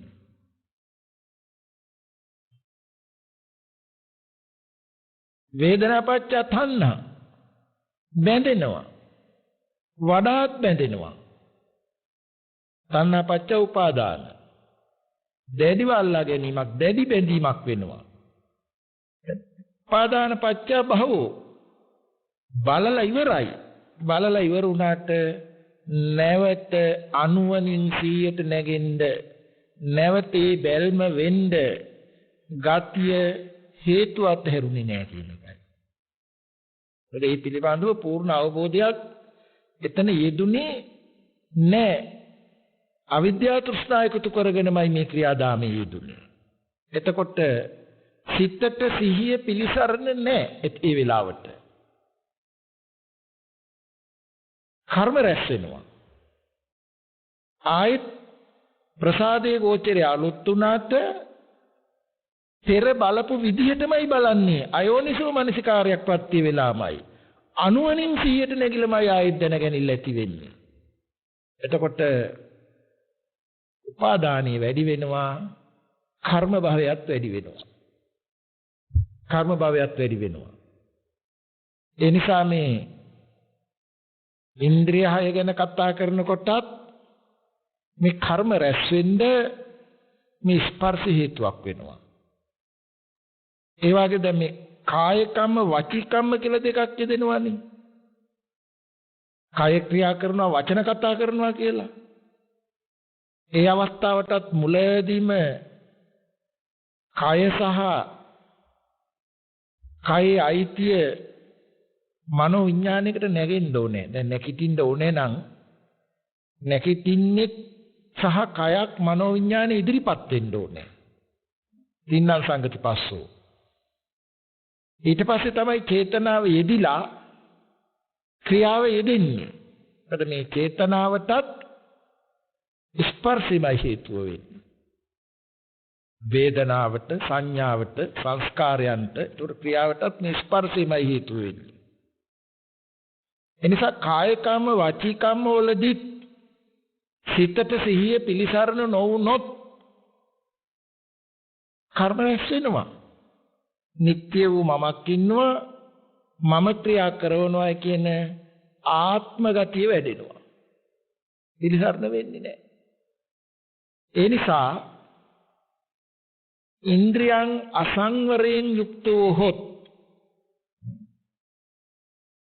දේශනාවේ අපිට පෙන්නනවා නිරේගාමී වෙන කර්ම තියෙනවා. තිරිසම්පල උප්පත්ති ලබන කර්මයන් තියෙනවා.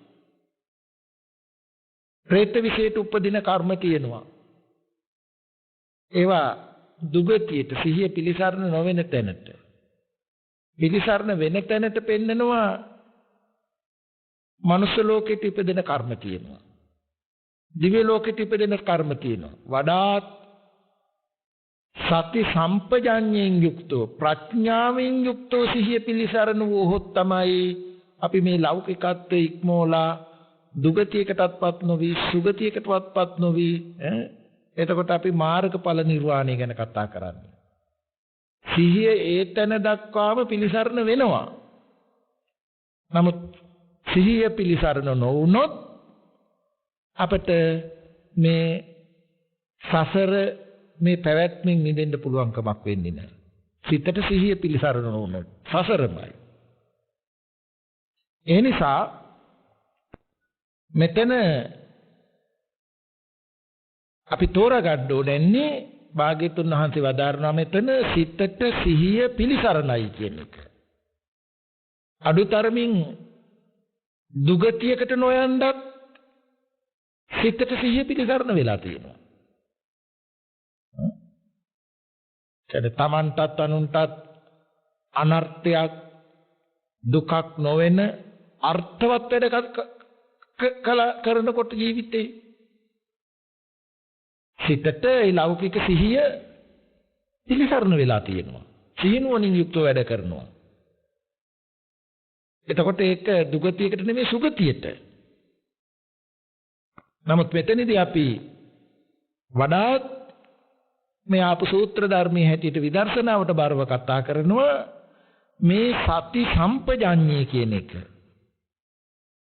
එතකොට ප්‍රඥාවෙන් යුක්ත සිහිය සිතට පිළිසරණ වෙන හැටි. ඒ අපට උගන්වනවා සංයුක්ත නිකායේ සති සම්පජාඤ්ඤ සූත්‍රයේ. මහණෙනි සති සම්පජාඤ්ඤය කියන්නේ එතකොට සිහි නුවණ ඇති. සිතට සිහිය විතරක් නෙමෙයි නුවණත් එකතු කොට පිළිසරණ වෙන හැටි. සති සම්පජාඤ්ඤය ඇති කල්ලි ලැජ්ජා බය ඇති වෙයි. හිරියොත් අපි ඇති වෙනවා පාපයට. ලැජ්ජා බය ඇති කල්ලි ඉන්ද්‍රිය සංවර වේ. ඉන්ද්‍රිය සංවරය ඇති කල්ලි සමාධිය ඇති වේ. සමාධිය ඇති කල්ලි යතහ භූත ඥාන දර්ශනේ වේ. ඇත්ත ඇති හැටි දර්ශනේ වෙනවා. යතහ භූත ඥාන දර්ශනේ ඇති කල්ලි නිබ්බිදාව වේ. මේක උපාදානස්කන්ධයන් කෙරේ කලකිරිල්ල ඇති වෙනවා. උපාදානස්කන්ධේ පරිහරණයට මැලි වෙනවා. උපාදානස්කන්ධේ පරිහරණය නොවෙනවා. නිබ්බිදාව ඇති කල්ලි විරාගේ වේ. රාගේ නොවෙනවා. ආර්ය අෂ්ටාංග මාර්ගක්ෂණයට පත් කරවනවා. විරාගය ඇති කල්ලි විමුක්ති ඥාන දර්ශනය වේ. මේ විමුක්ති ඥාන දර්ශනය කියන්නේ අරිහත් ඵලය හා අරිහත් ඵලයට පත් වුණු ක්‍රමය ප්‍රත්‍යවේක්ෂා ඥානයක් වෙනවා. නැවත විමසලා දකින්න පුළුවන්කමක් තියෙනවා. ඵලය හා ඒ පිළිබඳව ප්‍රත්‍යවේක්ෂා ඥානය. භාග්‍යවතුන් වහන්සේකට උපමාවක් වදාරනවා. මහණෙනි අතුකොළ ඇති ගසක් වේ නම් එහි පොතු සිවිය ඵලයේ අර අතුකොළ ඇති ගසක් වෙනවා නම් ඒකේ මේ පොත්ත සිවිය ඵලයේ අරටුව වැඩිවීමට යනවා. එසේම සිහිය ඇති කල්ලි ලැජ්ජා බය සීලේ සමාධියේ යතහභූත ඥාන දර්ශනේ නිබ්බිදා විරාගේ විමුක්ති ඥානයේ සම්පූර්ණ බවට යනවා. ඒතර අපිට පේනවා කොයිතරම් මේ සිතට සිහිය පිලිසරණ වෙනවද කියන කරුණ. එදිනෙදා ලෝකයේ හා බැඳුණු කටයුතු වලදීත් එතකොට අපි කතා කරුවා සිතට සිහිය පිලිසරණ වෙන බව. ඒ වගේම දුගතියකටපත් වෙන්නේ නැතුව සුගතිගාමි වෙන තැනටත් සිතට සිහිය පිලිසරණ වෙනවා. ඊට සති සම්පජාඤ්ඤයෙන් යුක්තව ප්‍රඥාවත් එන් යුක්තව සිහියක් සිතට එකතු වොත් ලෞකිකත්වයේ ඉක්මෝලා ලෝකෝත්තරේ දක්වාම සම්‍යක් ප්‍රඥාවෙන් යුක්ත සිහිය සිතට පිලිසරණ වෙනවා. ඒ නිසා ප්‍රඥාවේ යුක්ත සිහිය නිසා තමයි මේ ඉන්ද්‍රිය සංවරය ඇති වෙන්නේ. එතකොට ඒ ගැන ඒ කතා කරන්නේ ලෞකිකත්වයේ සංවරයක් ගැන නෙමෙයි ලෝකෝත්තර ධර්මයේ සංවර වීමක් ගැනයි.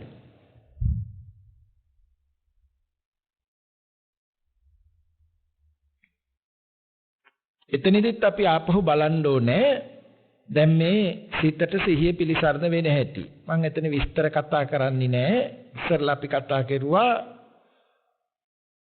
අනිත්‍ය වෙන චක්කු ප්‍රසාදයට අනිත්‍ය වෙන ගෝචරය මුණ ගැහෙනකොට එතන කෙනෙක් නොවේ අනාත්මයි. ප්‍රසාදයක් හට ගැනීම නිරුද්ධ වෙන ස්වභාවයෙන් යුක්තයි. ගෝචරයත් හට ගැනීම නිරුද්ධ වෙන ස්වභාවයෙන් යුක්තයි. ඒ දෙක එකතු කරන ආලෝකයත් හට ගැනීම නිරුද්ධ වෙන ස්වභාවයෙන් යුක්තයි. ඒ පිළිබඳව ඡායාවක් ඇති වෙනවා නම් හට ගැනීම නිරුද්ධ වෙන ස්වභාවයෙන් යුක්තයි. නොපවතින නොපහිටන ස්වභාවයෙන් යුක්තයි. ඒ ගැන අතීත වර්තමාන අනාගත කියලා බලන්න බෑ.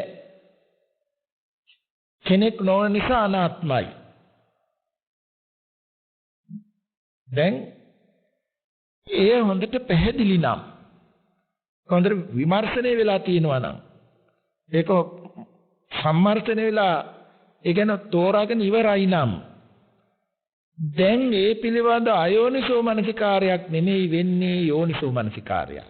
සිහියට නැගෙනකොටම ආරම්භයේදීම සිහිනුවණින් යුක්ත වෙනවා. අයෝනිසෝ මනසිකාරයක් ඇති වෙන්නේ ඉඳ එතන දුරු වෙලා තියෙනවා. මොකද බොහෝ වාරයක් හිත බලන්නෙක් ඉන්නවා බලන්න දෙයක් තියෙනවායි කියලා භාවිතා වෙච්ච නිසානේ අයෝනිසෝ මනසිකාර වෙන්නේ. දැන් මෙතන ආරම්භයේ පැහැදිලි වුණේ අනිත්‍යයි අනාත්මයි කියන කරුණ. ඒ නිසා යෝනිසෝ මනසිකාර වෙනවා. යෝනිසෝ මනසිකාර වෙනකොට විඥානේ පහළ වෙනවා. නමුත් විඥානයේ තුලමයි මේ පෙනීම හා පෙනෙන කාරණය. විඥානේ වස්තුවක් විදිහට පෙරලෙන්නේ නැහැ. ඒ අපට ධර්මයේ පෙන්නලා තියෙනවා මේ රූපේ පෙන පිනක් විදිහට දකින්නකොට කියන්නේ ඇතිව නැති වෙන විදිහට අවබෝධ කරනකොට වේදනාව දිය බුබුලක් සංඥාව මිරිගුදුයක් සංකාරයේ කෙහෙල් කඳක් විඥානේ මායාවක් කියලා. ඒ වචන තුලින් ඒ වදාළ වචන තුලින් එකතු ආපු දෙකිය මෙතෙන්ද යෙදුණා.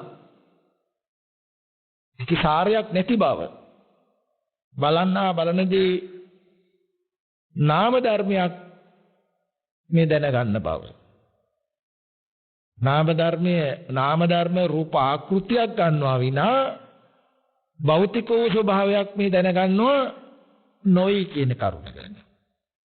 දෙන්නාර මුලට යෙදුණු සම්මර්ෂණ ඥානියත් යෝනිසෝ මනසිකාරයත් බොහෝ උපකාරී සිටියා.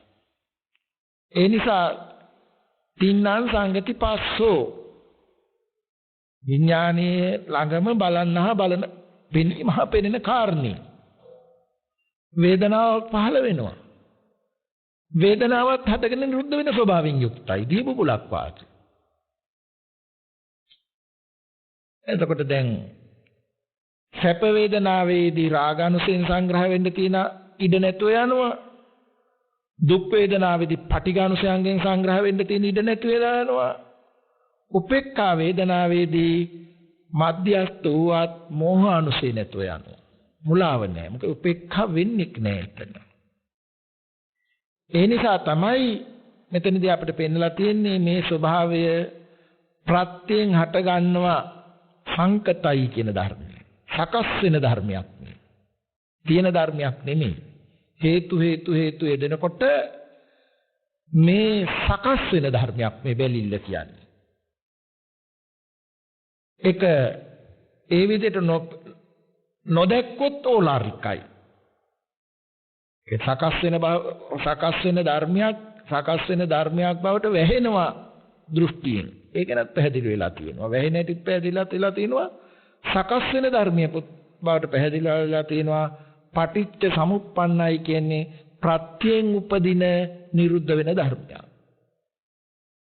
මෙන්න මේ විදර්ශනා උපේක්ඛාවක් එතන ඇති වෙනවා නම් අර සම්මත උපේක්ඛාව නෙමෙයි. විපස්සනාවෙන් උපේක්ඛාව ඇති වෙනවා නම් ඒ උපේක්ඛාව සාන්තයි ප්‍රණීතයි. රාගය ගැටීම දුරු කරන ස්වභාවයෙන් යුක්තයි. මේක භාග්‍යවතුන් වහන්සේ මජ්ක්‍ධිම නිකායේ ඉන්ද්‍රිය භාවනා සූත්‍රයේ දීර්ඝව වදාරලා තියෙනවා.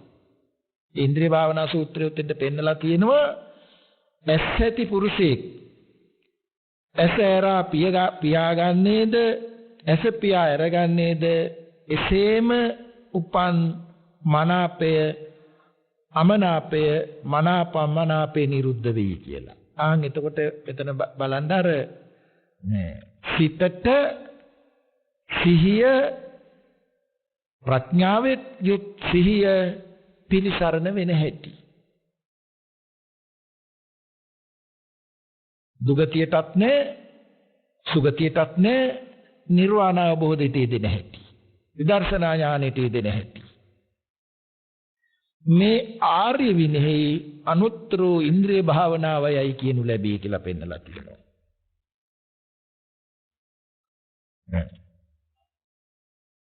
සෝතංච පටිච්ච සද්දේට උප්පජ්ජති සෝත විඥානං කියන තැන බලන්න. අපි මුලින් පැහැදිලි කළා මේ කම්පන ඇති වෙනවා. කම්පන කියන්නේ සතර මහා ධාතුවේ හට ගන්නවා නිරුද්ධ වෙනවා.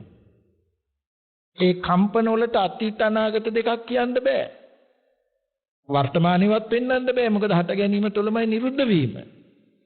මේ අවකාශ ධාතුව තුල කම්පන ඇති වෙලා නිරුද්ධ වුණාට ඒවා ශබ්දයක් නෙමෙයි. ශබ්දය වෙන්න තවත් දැන ගැනීම ඇති වෙන්න තව හේතු යෙදෙන්න ඕනේ නේ. අවකාශය ශබ්ද කම්පන ඇති වෙලා නැති වෙනවා. නැති වෙන කම්පනයට අනුරූප කම්පනයක් ඇති වෙනවා. ඒ ඇති වෙලත් නැති වෙනවා. ඒක රද්දේ ඉඳන් මෙහාට ආවේ නැහැ. ශබ්ද කම්පන ඇති වෙනවා නැතිවීම නිසා නැවත කම්පනයක් ඇති වෙනවා. ඒකට හටගන්න එකක් නැසෙන්නේ නැවත හටගන්න හැකියාවක් නොත් හේතුවක් ඉදිලයි. අන්න එතන තමයි රූප ධර්මයේ හටගන්න හේතුව. ඒක නැසෙනකොට නැවත අනුතුරු කම්පන ඇති වෙන්න හේතුවක් යෙදෙනවා. එහෙනම් සෝත ප්‍රසාදේ ළඟම තියෙන ශබ්ද කම්පනේ තමයි සෝත ප්‍රසාදයට හැටුනේ. අවකාශය උදව් කරගෙන. සෝත ප්‍රසාදයක් ඇති වෙනවා. අපි ඒක දීර්ඝ විස්තරයකින් මුලට පැහැදිලි කරලා අවසන් වුණා. ආයු නිසා උස්නේ, උස්නේ නිසා ආයුෂය, දීන්නේ ඉන්ද්‍රිය පැවැතෙනවා කියලා. මේ ධර්ම කොටස උතෙන් එකතු කරගන්න ඕනේ. දැන් ඒ සෝත ප්‍රසාදයක් කම්පනයක් ඇතිව නැති වුණා, අනිත්‍යයි අනාත්මයි. ආයි ගැන නම් කරන්නවත් බෑ. කාලයක් දෙන්නත් බෑ. ඒ අරමය යෝනිසෝ මනසිකාරයෙන් දැනගන්නකොට, සිහිනුවණකින් සිහි වෙලා දැනගන්නකොට සෝත විඥානේ එහිමත් ඇහෙන කාරණයක් විඥානේමයි. එතන පැහැදිලි වෙන්න ඕනේ ඒ විඥානේ පහළ වෙන්න රූප ධර්මයේ යම් උදව්වක් දෙනවා. නමුත් රූපේ සිතුවිලිවත් හිතවත් නෙමෙයි. දැන් මල සිරුරක සිතුවිලි හිතක් පහළ වෙන්නේ නැහනේ. ප්‍රසාදයක් අක්‍රියයි. ගෝචරයේ ගැටුණට කම්පණය වෙන්නේ. ආයු ගෙවිලා. උණුසුම නැහැ. ඒ කියන්නේ අර ආයුස්මාච විඥානං යදා කායං ජහන්තිමං අපවිද්දෝ තදාසේති පරමත්තං අචේතයන් කියලා දේශනාවේ සඳහන් වෙලා තියෙන්නේ. ආයුෂයත් උස්නියත් විඥානියත් අතහැරෙනකොට කෝමි ඝණයාට බත්ව මේ සිරුර හොවි කියලා. ඒ නිසා මේක උස්නේ ඇතිතාක් ප්‍රසාදයන්ට ගෝචරයේ ගැටෙනකොට යම් කම්පනයක් වෙනවා, රූප ධර්මයේ හේතුවක් වෙනවා. ඒ වගේම තමයි මේ ආස්වාස වාතයත් ලේ ධාතුවේ සංයෝගයත් රූප ධර්මයක්. ඒකේ ධාතුව කියන්නේ ඒක ශක්තිය වෙන්න ඕනේ අර භාවිතා වෙච්ච ආකාරයේ සිහි වෙලා දැන ගැනීම වෙන්න. සාමාන්‍යයෙන් හිතන්න උදාහරණයක් කිව්වොත් දැන් මේ පරිගණකයකට විදුලිය ලැබෙන්න ඕනේ දත්ත භාවිතා වෙන්න. පරිගණකයේ විදුලිය අලුත් වෙන්න ඕනේ භාවිතා වෙච්ච ආකාරයේ සිහියට ක්‍රියා වෙන්න. මේ පරිගණකයේ භෞතික දෙයක්, ඒක නිෂ්පාදනයක්. ඒ වාගේ නෙමෙයි මෙතන කර්මයෙන් හටගත්ත දෙයක්. මොකද පරිගණකය මේ සත්‍යය ඇති කෙරුවා නෙමෙයි. සත්‍යයේ අතුරු නිෂ්පාදනයක් පරිගණකය. මෙතන තියෙන න්‍යාය භාවිතා කරලා. ඒ වාගේ මෙතනත් විදුලිය ඇති වෙනවා වාගේ මේ ආස්වාස වාතයේ ලේ ධාතුව දෙක සංයෝග කරන උණුසුමයි බලයක් ඇති වෙනවා. උණුසුම රූපේ පැත්තට. ඒකේ බලය නිසාම තමයි අර හිත භාවිතා වීමහා නැවත අවස්ථානුකූල සිහි ගැන්වීමේ ක්‍රියාව වෙන්නේ. හැබැයි මේ ධර්මතා එකක්වත් තියෙනවා නෙමෙයි. එකිනෙකට ප්‍රත්‍ය ධර්ම. ස්ථිරවතන පෙන්වන්න බෑ. ඒ නිසා නැවත අර නවත්තපු තැන මතක් කරගන්න සෝත ප්‍රසාදයට ගෝචරයේ ගැටෙනකොට අනිත්‍යයි අනාත්මයි. එතකොට මේ පිළිබඳව සිහිවීමක් වෙනවා. මේ ප්‍රත්‍ය ක්‍රමයෙන් සිහි වෙනකොට එහිමයි එහෙන කාරණේ විඥානය. එහෙනම් ඒ සෝත විඥානේ ඇති වෙන්න උපකාර වුණා වූ ප්‍රත්‍ය සියල්ලෙන් නිරුද්ධයි නම් මේ විඥාණයටත් ආත්මී භාවයක් දෙන්න බෑ.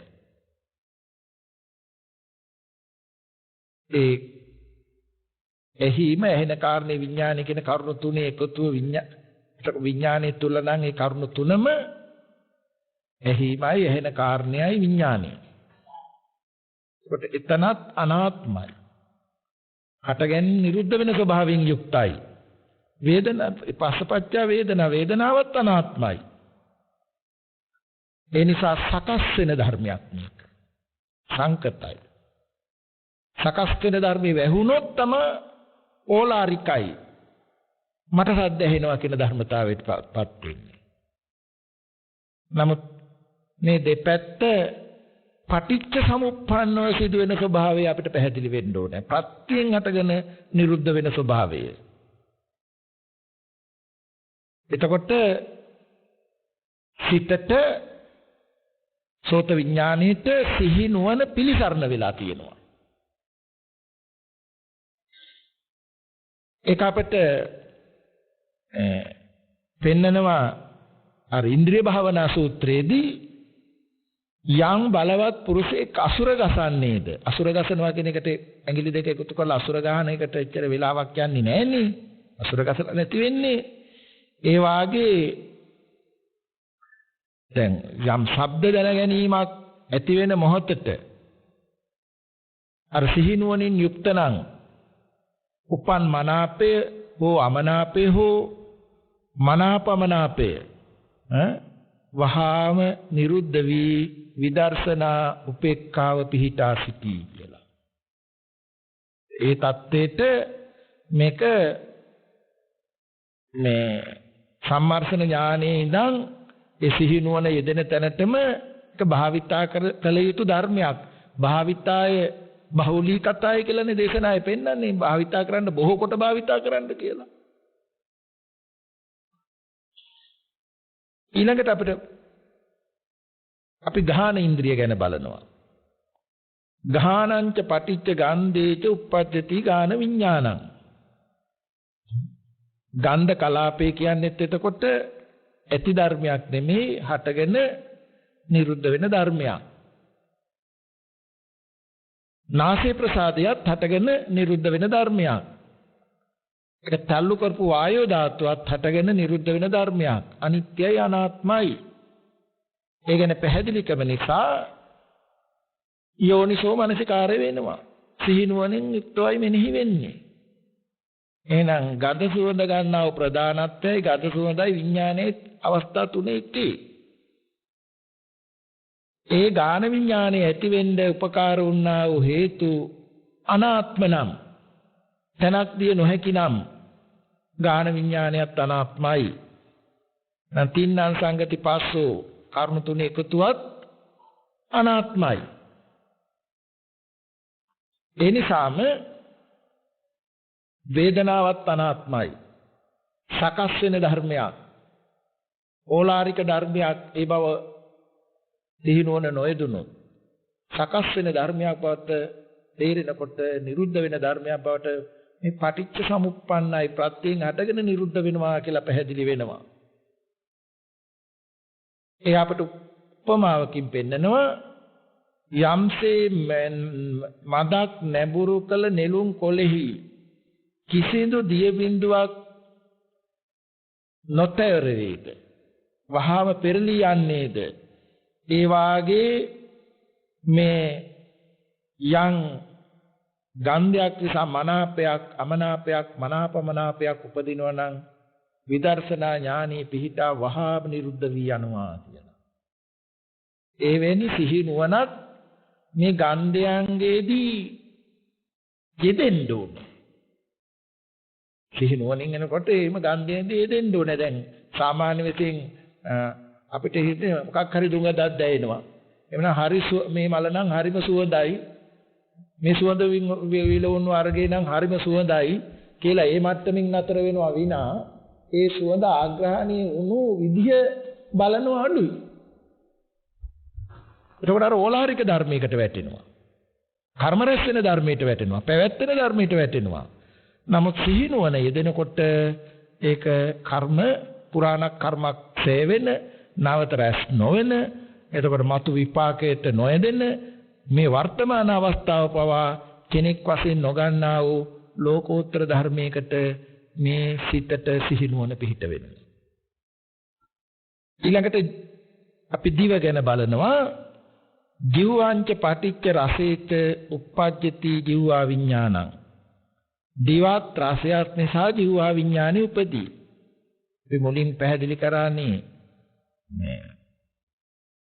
මේ පැණි සීනි පැණි රහ නැහැ කියලා. එතන තියෙන්නේ පඨවි ආපෝ තේජෝ වායෝ වල සංයෝගයක්. ඒවා වෙනම තිබුණාට පැණි රහක කතාවක් නැහැනේ. අපි කියන්නේ කොහොඹ තෙල් සංයෝගයක්. බෝතලේ තිබුණාට පැණි රහ නැහැනේ. ඒක සංයෝගයක් විතරයි. ඒ සංයෝගය අනිත්‍ය ධර්මයක්.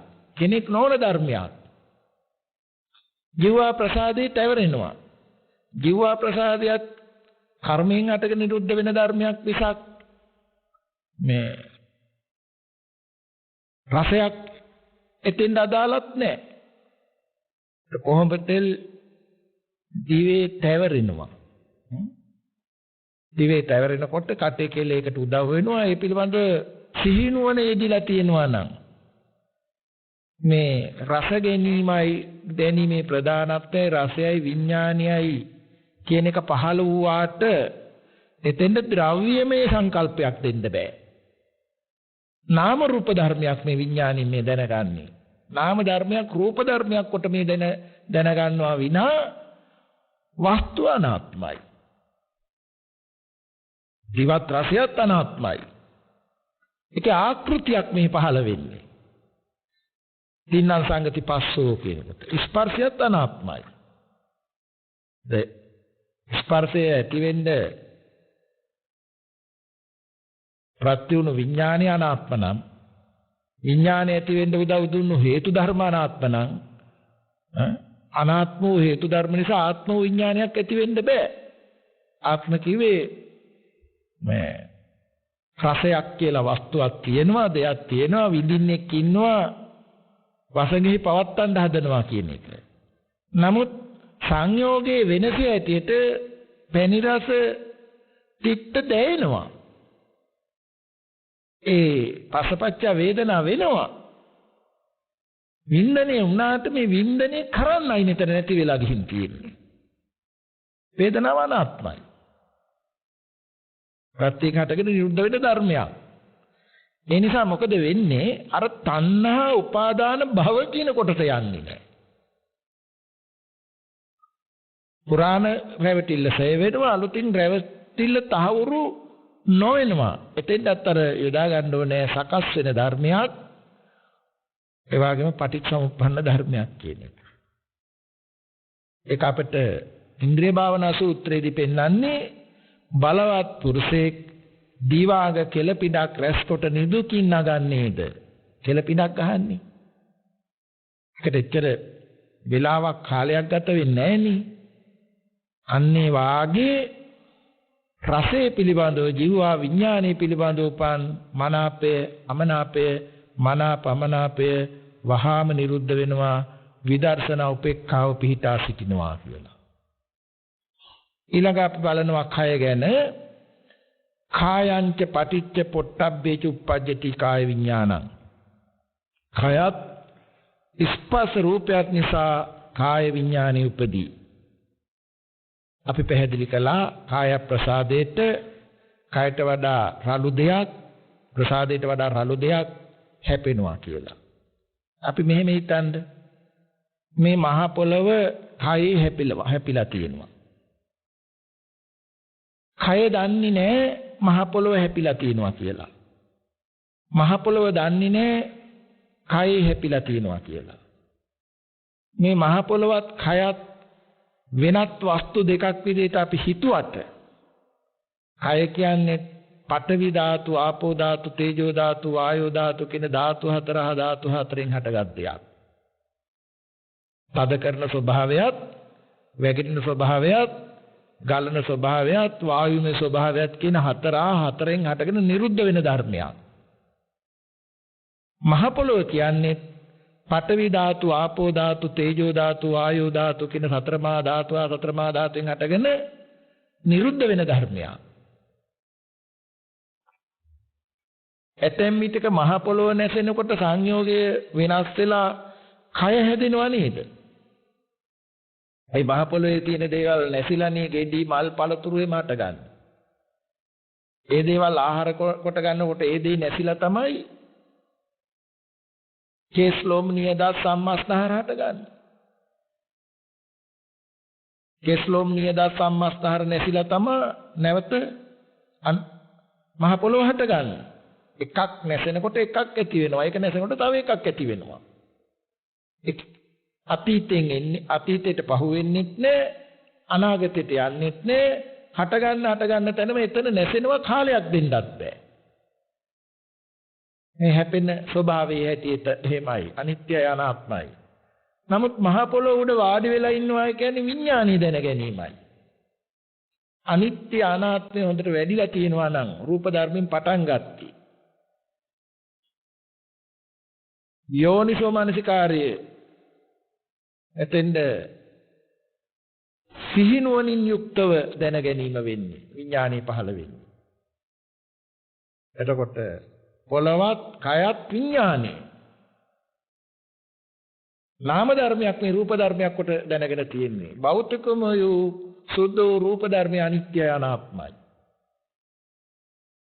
ඒකයි කාය ප්‍රසාදයට රූපයක් නිසා විඥානයක් හට ගන්නවා. ඊදෙනාගේ එකතුව ස්පර්ශයයි.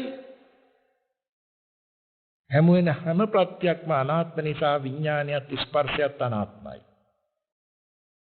ඒ පිළිබඳව ඇති වෙන වේදනාවත් අනාත්මයි.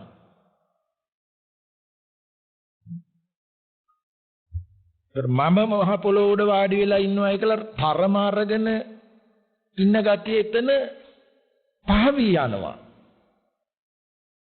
ගෙයක් ඇතුලේ හිටියත් කුඹරක හිටියත් වාහනයක වාඩි වෙලා හිටියත් අර වස්තු කොට ගන්න මත එතන අඩු වෙනවා සිහිනුවන යෙදෙනකොට. ඒක ඒ අවස්ථාවට මනසේ පහළ වෙන ලකුණක්. ආයු ශක්තිය ඇති තාක් මේ ප්‍රස්වාස ආස්වාසයෙන් ශක්තිය ලැබෙන තාක් මේ ක්‍රියාදාමය වෙනවා. ඒ ක්‍රියාදාමයේම එතනසන ආයු ගෙවි යනවා. නිත්‍ය සුඛ ආත්ම කියන ගතිය එතන වැඩෙන්න ඉඩ නැතු යනවා. මේ නිසා තමයි සිතට සිහිය පිලිසරණ වෙලා තියෙන්නේ. ඒ නිසා ඒ එදිනෙදා කය ක්‍රියා කරනකොට පවා කාය ප්‍රසාදයට යමක් හැපෙනකොට පවා මනාප උපදිනවා අමනාප උපදිනවා මනාප අමනාප උපදිනවා ඒවා එතන නිරුද්ධ වී යනවා. යම් උපේක්ඛාවක් තියෙනවා නම් ඒක විදර්ශනාව පිහිටනවා. අපට ප්‍රමාව දුන්නේ බලවත් පුරුෂයෙක් හැකුළු බාහුව දිගු කරන්නේද දික් කරපු බාහුව හකුලන්නේද එපරිද්දෙම්ම උපන් සැප වේදනා දුක් වේදනා උපේක්ඛා වේදනා නිරුද්ධ වෙනවා විදර්ශනා උපේක්ඛාව පිහිටා සිටිනවා කියලා. ඊළඟ අපි මනස ගැන බලනවා. මනංච පටිච්ච ධම්මේච උප්පජ්ජති මනෝ විඥානං. මනසත් ධර්මයොත් නිසා මනෝ විඥානෙ උපදිනවා. එතෙන්දත් යොදනවා තින්නං සංගති පස්සෝ පස්සපච්චා වේදනා. එතකොට ඒ ධර්මතාවයේ මනස පිළිබඳවත් දෙනවා. දැන් පංච ඉන්ද්‍රයන්ටම යොමු වුණොත් විනා දකින්නවා විනා දකින්න තියෙන දෙයක් තියෙනවා හින්දා යොමු වෙනවා නෙවෙයි. තියෙන හින්දා යොමු වෙනවා නෙමෙයි. මේ යොමු වීම මානසිකාර්ය වීම නිසායි දැනගැනිල්ල වෙන්නේ. දැනගැනිල්ල අනාත්මමයි. හේතුත් පලත් එකතුවම අනාත්මමයි. ඒ පිළිබඳව හොඳ වඩාත් සිහිනුවණින් වෙනකොට දැන් කතා කරන්න තියෙන්නේ මනස ගැනයි. මනස ගැනයි. ඒතර මනසට ධර්මයෝ ප්‍රත්‍ය වෙලා මනෝ විඥානය හට ගන්නවායි කියලා මෙතන පෙන්වුවේ. මම ඒ සිද්ධියට යම් ප්‍රායෝගික ක්‍රමයක් කියනවා මෙතන. තව දුරටත් වඩාත් වැඩින්න. විවේකීව නිදහසේ ආස්වාස ප්‍රස්වාස වාතයේ සිහිය පිහිටවනවා. ඔන්න රූප ධර්මයෙන් පටන් ගත්තී. ආස්වාස රැල්ල ප්‍රසාදේ වදිනවා. නාසයේ කියන ප්‍රසාදේ වදිනවා. දැන් පැහැදිලි වෙලා තියෙනවානේ කයත් ගෝචරයත් අනිත්‍යයි අනාත්මයි කියලා. ඒ නිසා යම් දැනගැනීමක් වෙනවා නම් කාය විඥානයක් වෙනවා නම් කාය විඥානයත් උතන අනාත්මයි. ඒ කාය විඥාණයට යම් ස්පර්ශය දැනගැනීමේ ප්‍රධානත්වයෙන් යම් ස්පර්ශය ආකාරයක් දැනගන්නවා නම් ඒකත් අනාත්මයි. ඒක තමයි ඕලාරිකව කියන්නේ ආස්වාස දැන ගැනීම මුලින් නැහැ පස්සෙත් නැහැ කියලා. මුල ආස්වාස කතාවක් නැහැ. ආස්වාස උනාට පස්සේ ආස්වාස කතාවකුත් නැහෙනේ. ආස්වාස මොහත අනාත්මයි. නැතෝ ඇත දෙකෙන් තොරයි. ආරම්භේ රළුව භාවිතා කරන්නේ ටිකක් ඕලාරිකව. නමුත් මේක සිවුම් වෙනවා. මුලින් පැහැදිලි කරුවා ධර්ම පෙළින් ආස්වාසේ ප්‍රස්වාස වෙනව නෙවෙයි කියලා. ආස්වාසේ නැති වෙලා උණුසුම සීතල එකතුව අලුතින් වාතයෙන් ක්‍රියා වෙලා නැසෙනවා කියලා පැහැදිලි කරුවානේ. ආස්වාසේ නිරුද්ධ බවට සාධකේ ප්‍රඥාට එකතු කරලා දුන්නේ. ප්‍රස්වාසය අලුතින් කාය ප්‍රසාදී නාසිකාග්‍රය හැපෙනකොට ප්‍රසාදයේ ගෝචරය හැපිලා එතන අනාත්මයි. ඒ නිසාම ප්‍රස්වාස වෙනවා කියන දැන ගැනීමත් අනාත්මයි. මේ සිහිනුවණින් යුක්තව ආස්වාසේ නිරුද්ධයි ප්‍රස්වාසේ නිරුද්ධයි කියනකොට රූප වේදනා සංඥා සංකාර විඥාන කියන ස්කන්ධ පංචකයම උතන ඇතිව නැති වෙනවා. කාය විඥානයේ ආරම්භය.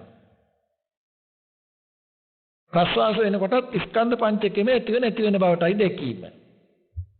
නමුත් ආස්වාස වෙනවා ප්‍රස්වාස වෙනවා කියලා මනෝද්වාරිකව ඇති වෙන අරමුණකුත් එකතු වෙන උතන යෙදෙන්නේ. ක්‍රමෙන් මේ සිහිනුවන එකඟ වෙන්න ඒ හැපෙන කොටස දැනීම අඩු වෙලා යනවා සංසිඳී යනවා. දැන් පංච ඉන්ද්‍රයන්ටම යොමු වෙලා නැහැ.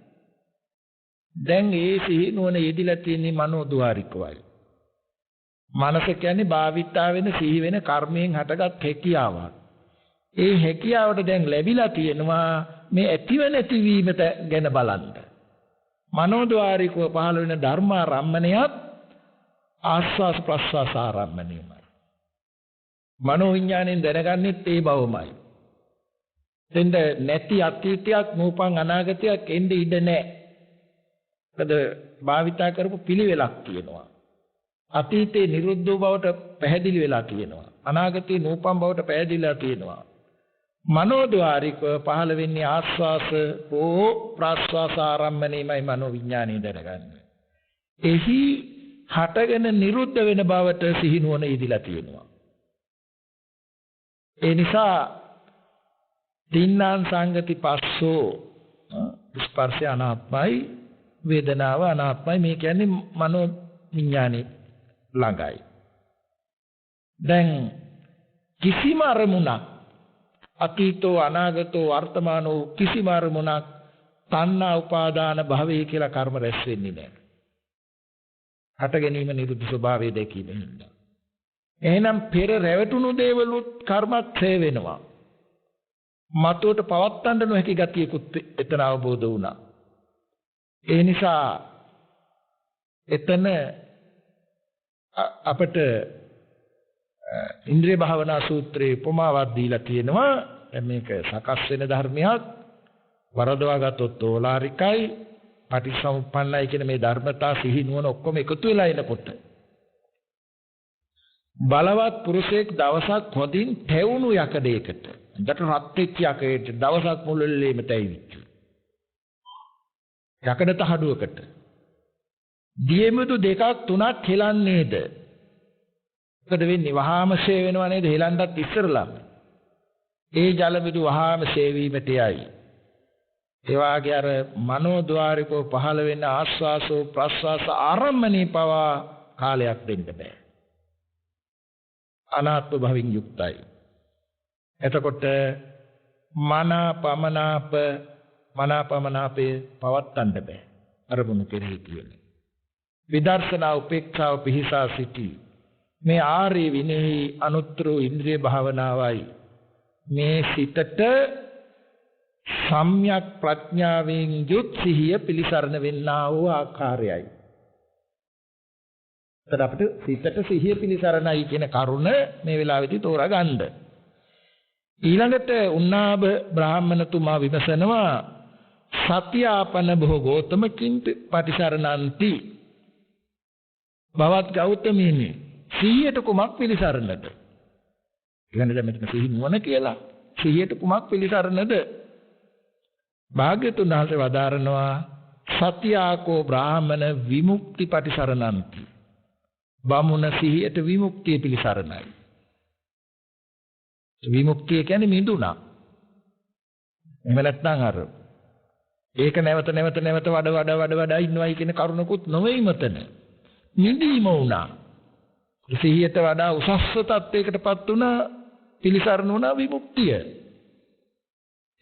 සිහිනුවණින් යුත් ඉන්ද්‍රිය සංවරය යථා භූත ඥාන දර්ශනය ගෙන දෙනවා කියලා එතකොට අපිට පේනවා.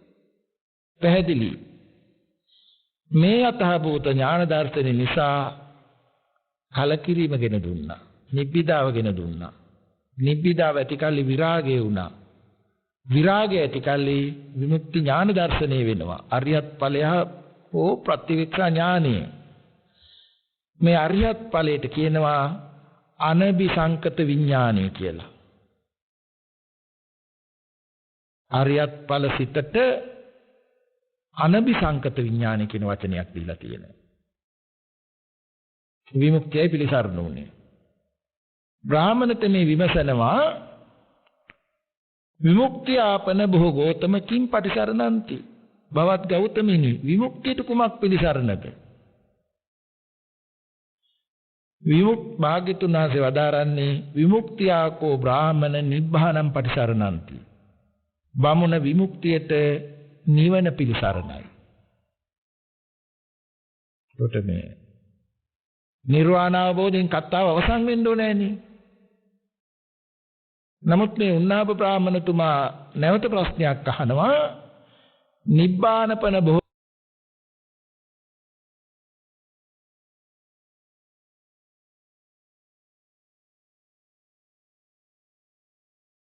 ගෞතමකින් පටිත විඥානයක් වෙනවනේ. අය විඥානේ පිටවන්න හදනවා ඉන් එහාට බැලුවොත් එහෙම. ඒ නිසා සංකත තත්යකට එනවා. ඒ නිසා ප්‍රශ්නේ කෙලවර ගැනීමට නොහැකි වී කියලා භාග්‍යතුන් වහන්සේ වදාරනවා. බමුණ නිවනට ඇතුළත් නිවන පිහිට කොට ඇති. නිවන කෙලවර කොට ඇති බඹසර වෙසින්නේ ඇයි වදාලා. මේ ආර්ය අෂ්ටාංග මාර්ගය සම්පූර්ණයි එතකොට. සෝවාන්, සකදාගාමි, අනාගාමි, අරිහත්. වින්නතුන්ගේ අනිකුත් ධර්ම දේශනාවලින් එතන එකතු කරගන්න සෝවාන් ඵලයට නම් සක්කාය දිට්ඨි විචිකිච්ඡා සීලබ්බත පරාමාස පහ වුණාට කාමරාග ව්‍යාපාදයන් පහ වුණා නෙමෙයි. සකදාගාමී වෙනකොට නැවත කාමරාග ව්‍යාපාදයන් තුනී වෙනවා. අනාගාමී වෙනකොට කාමරාග ව්‍යාපාදයන් නැවත නූපදින අන්දමකට සේ වුණා. රහත් ඵලයටපත් වෙනකොට රූප රාග, අරූප රාග, මාන උද්දච්ච විද්‍යාව දුරු වෙන්න ඕනේ. අනුස ධර්ම ගැන කතා කරනකොටත් සෝතාපට්ටි ඵලයටපත් වෙනකොට ditthි අනුසයයි, සක්කාය දිට්ඨියක් ඇති කරන්නා වූ ගතියයි, විචිකිච්ඡාවයි දුරු වුණා. සැකය. නමුත් උපාදානස්කන්ධේ පහළ වෙනවා. ditthිය නෑ. සක්කාය දිට්ඨිය නෑ. සක්කාය පහළ වෙන උපාදානස්කන්ධය. නැවත නැවතත් මේ හේතුඵල ධර්මයේ වැඩිමින් රාගානුසය, පටිඝානුසය තුනී වෙනවා. සකදාගාමී වෙනවා. සකදාගාමී වුණාට පස්සේ රාගානුසය, පටිඝානුසය නැවත නූපදිනා වූ ආකාරයට පහවෙලා අනාගාමී ඵලයටපත් වෙනවා.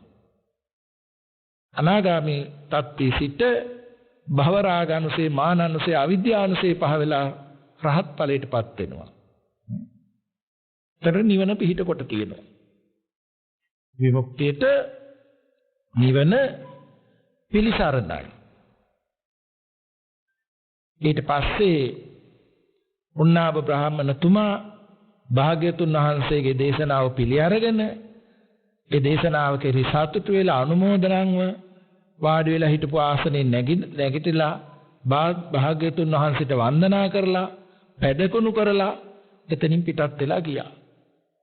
භාග්‍යතුන් වහන්සේ වදාරනවා වික්ෂුන් වහන්සේලාට නිවසක නැගෙනහිර කවුළු වලින් එන හිරු රැස් උදා වෙන විට හිරු රැස් කොහේ පවතීද කියලා. නැගෙනහිර කවුළුවෙන් හිරු උදා වෙගෙන එනකොට නැගෙනහිර කවුළුවකට වැටෙන හිරු රැස් කොහාටද වැටෙන්නේ කියලා අහනවා. වහන්සේ බටහිර බිත්තියේ. එමෙන්ම උන්නාබ බ්‍රාහ්මණ බමුණාට තථාගතයන් වහන්සේගේ ශ්‍රද්ධාව ඇතුළට පිවිසිදි. එම ශ්‍රද්ධාව මහණෙකු විසින් නෙවෙයි, බමුණෙකු විසින් නෙවෙයි, දෙවියෙකු විසින් නෙවෙයි, මාරකු විසින් නෙවෙයි, බඹකු විසින් නෙවෙයි, ලෝ කිසිවෙකුන් විසින් වෙනසිය නොහැකිය.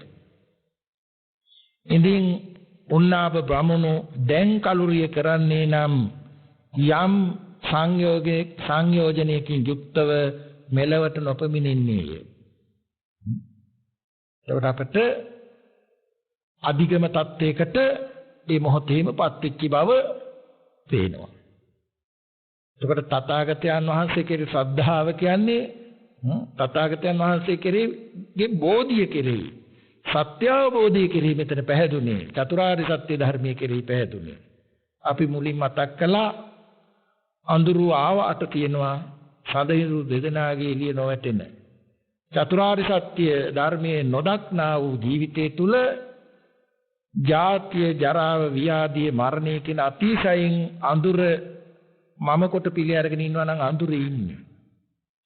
ඒ නිසා ප්‍රඥා ලෝකයෙන් මේ තථාගත භාග්‍යවතුන් වහන්සේ වදාළ ධර්මයේ ජීවිතයට එකතු කරගෙන කිසිදාක අඳුරක් නොවන මේ මාර්ගඵල පිළිවෙලෙන් උතුම් වූ චතුරාර්ය සත්‍ය අවබෝධය කර ගැනීම අපට වීරිය කරන්න ඕනේ. හේතු ආසනා වේවා කියලා අදිෂ්ඨාන කරගන්නට ඕනේ. ආකාශට්ඨා ච බුම්මට්ඨා දේවා නාග මහිද්దికා පුඤ්ඤන්තං අනුමෝදිත්වා චිරන් රක්ඛන්තු ලෝක සාසනං. ආකාශට්ඨා ච බුම්මට්ඨා දේවා නාග මහිද්దికා පුඤ්ඤන්තං අනුමෝදිත්වා චිරන් රක්ඛන්තු දේශනං. ආකාශට්ඨා ච බුම්මට්ඨා දේවා නාග මහිද්దికා පුඤ්ඤන්තං අනුමෝදිත්වා චිරන් රක්ඛන්තුං සදා. සියලු දෙනාටම උතුම් වූ නිවනින් සැනසීම වේවා. සම්මා සම්බුදු සරණයි. මෝහක්ඛයෝ නිබ්බානං. ධර්මදේශනයේ ප්‍රඥා නාලිකාව තුලින් විසිරුවා හැරීමට ප්‍රචාරය කිරීමට ධර්ම දානය සිදු කිරීම සඳහා මාතර කැකුණදුර ගෝල්ඩන් සිටි නිවාස සංකීර්ණයේ පදිංචි එස්.එච්. ගජනායක මහතාගේ ප්‍රියාදර භාර්යාව වූද පූජනීය තලල්ලේ චන්දකිරි ස්වාමින් වහන්සේ ඇතුළු දූ දරුවන්ගේ සෙනෙහවර මෑණියන් වූ සාමා ගජනායක මහත්මිය පරලෝක සපත්ති වසරක් පිරීම නිමිත්තෙන් එස්.එච්. ගජනායක මහතා සහ දූදරු පිරිසද කොළඹ හත නාරද බෞද්ධ ධර්මායතනයේ දායක දායිකා පිරිසද දායකත්වයේ දරලා තිබෙනවා. උතුම් වූ ධර්ම දාණයෙන් ජනිත වන මහ පුණ්‍ය ශක්තිය සාමා ගජනායක මෑණියන් හට මෙම කුසලයේ අනුමෝදන් වී භව ගමන සුවපත් කර ගනීවා. සීල සත්‍යෝ සුවපත් වෙත්වා කියලා බලාපොරොත්තු වෙනවා. එසේම වේවා කියලා ආශිර්වාද කරනවා.